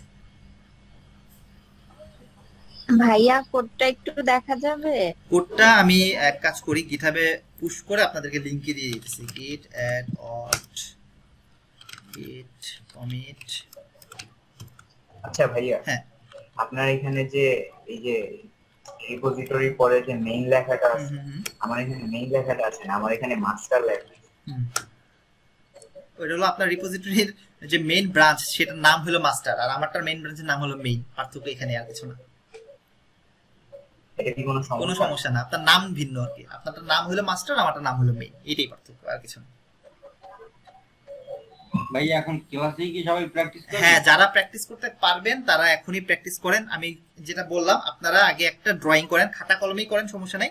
সিম্পল কিছু ব্লক বানান, সেই ব্লকের মধ্যে আপনারা যেটা করবেন আই ফ্রেম বা আজকে যেগুলো যেগুলো দেখাইছে একটা ইমেজ দেখাইতে পারেন। একটা ব্লকে ধরেন একটা ইমেজ দেখাইলেন, একটা ব্লকের মধ্যে আপনি আই ফ্রেম রাখলেন, বা একটা ব্লকের মধ্যে আপনি কোনো একটা প্যারাগ্রাফ রাখলেন, কিন্তু এটা টেবিল দিয়ে করতে হবে, ব্লকগুলো টেবিল দিয়ে বানাইতে হবে, এটাই হলো কাজ। না, বিষয় হচ্ছে কি আজকে সকালে ঘুমাইছি 7টার পরে ভাই, বুঝছেন? আচ্ছা আচ্ছা ঘুমাইতে পারিনি আজকে। আচ্ছা, ঠিক আছে। যদি 20 কিলো টার্নি হয়েছে, এখন আমার শরীর ক্লান্ত, বুঝছেন? এখন আমি একটু লিভ নিতে পারলে ভালো হতো। আচ্ছা ঠিক আছে, যদি আপনার প্রবলেম থাকে তাহলে লিভ নেন, সমস্যা নেই, কিন্তু এইটুকু কাজ আজকে রাতের মধ্যে করবেন। আর ওই আপনি যেটা দিয়েছেন ওইটা ই করবো আর কি, গিটহাবে ই করে আপলোড করে তারপর লিংক দিয়ে দেবো। ওকে, ঠিক আছে। রেকর্ডিং একটু অফ করি, ক্লাস যেহেতু শেষ।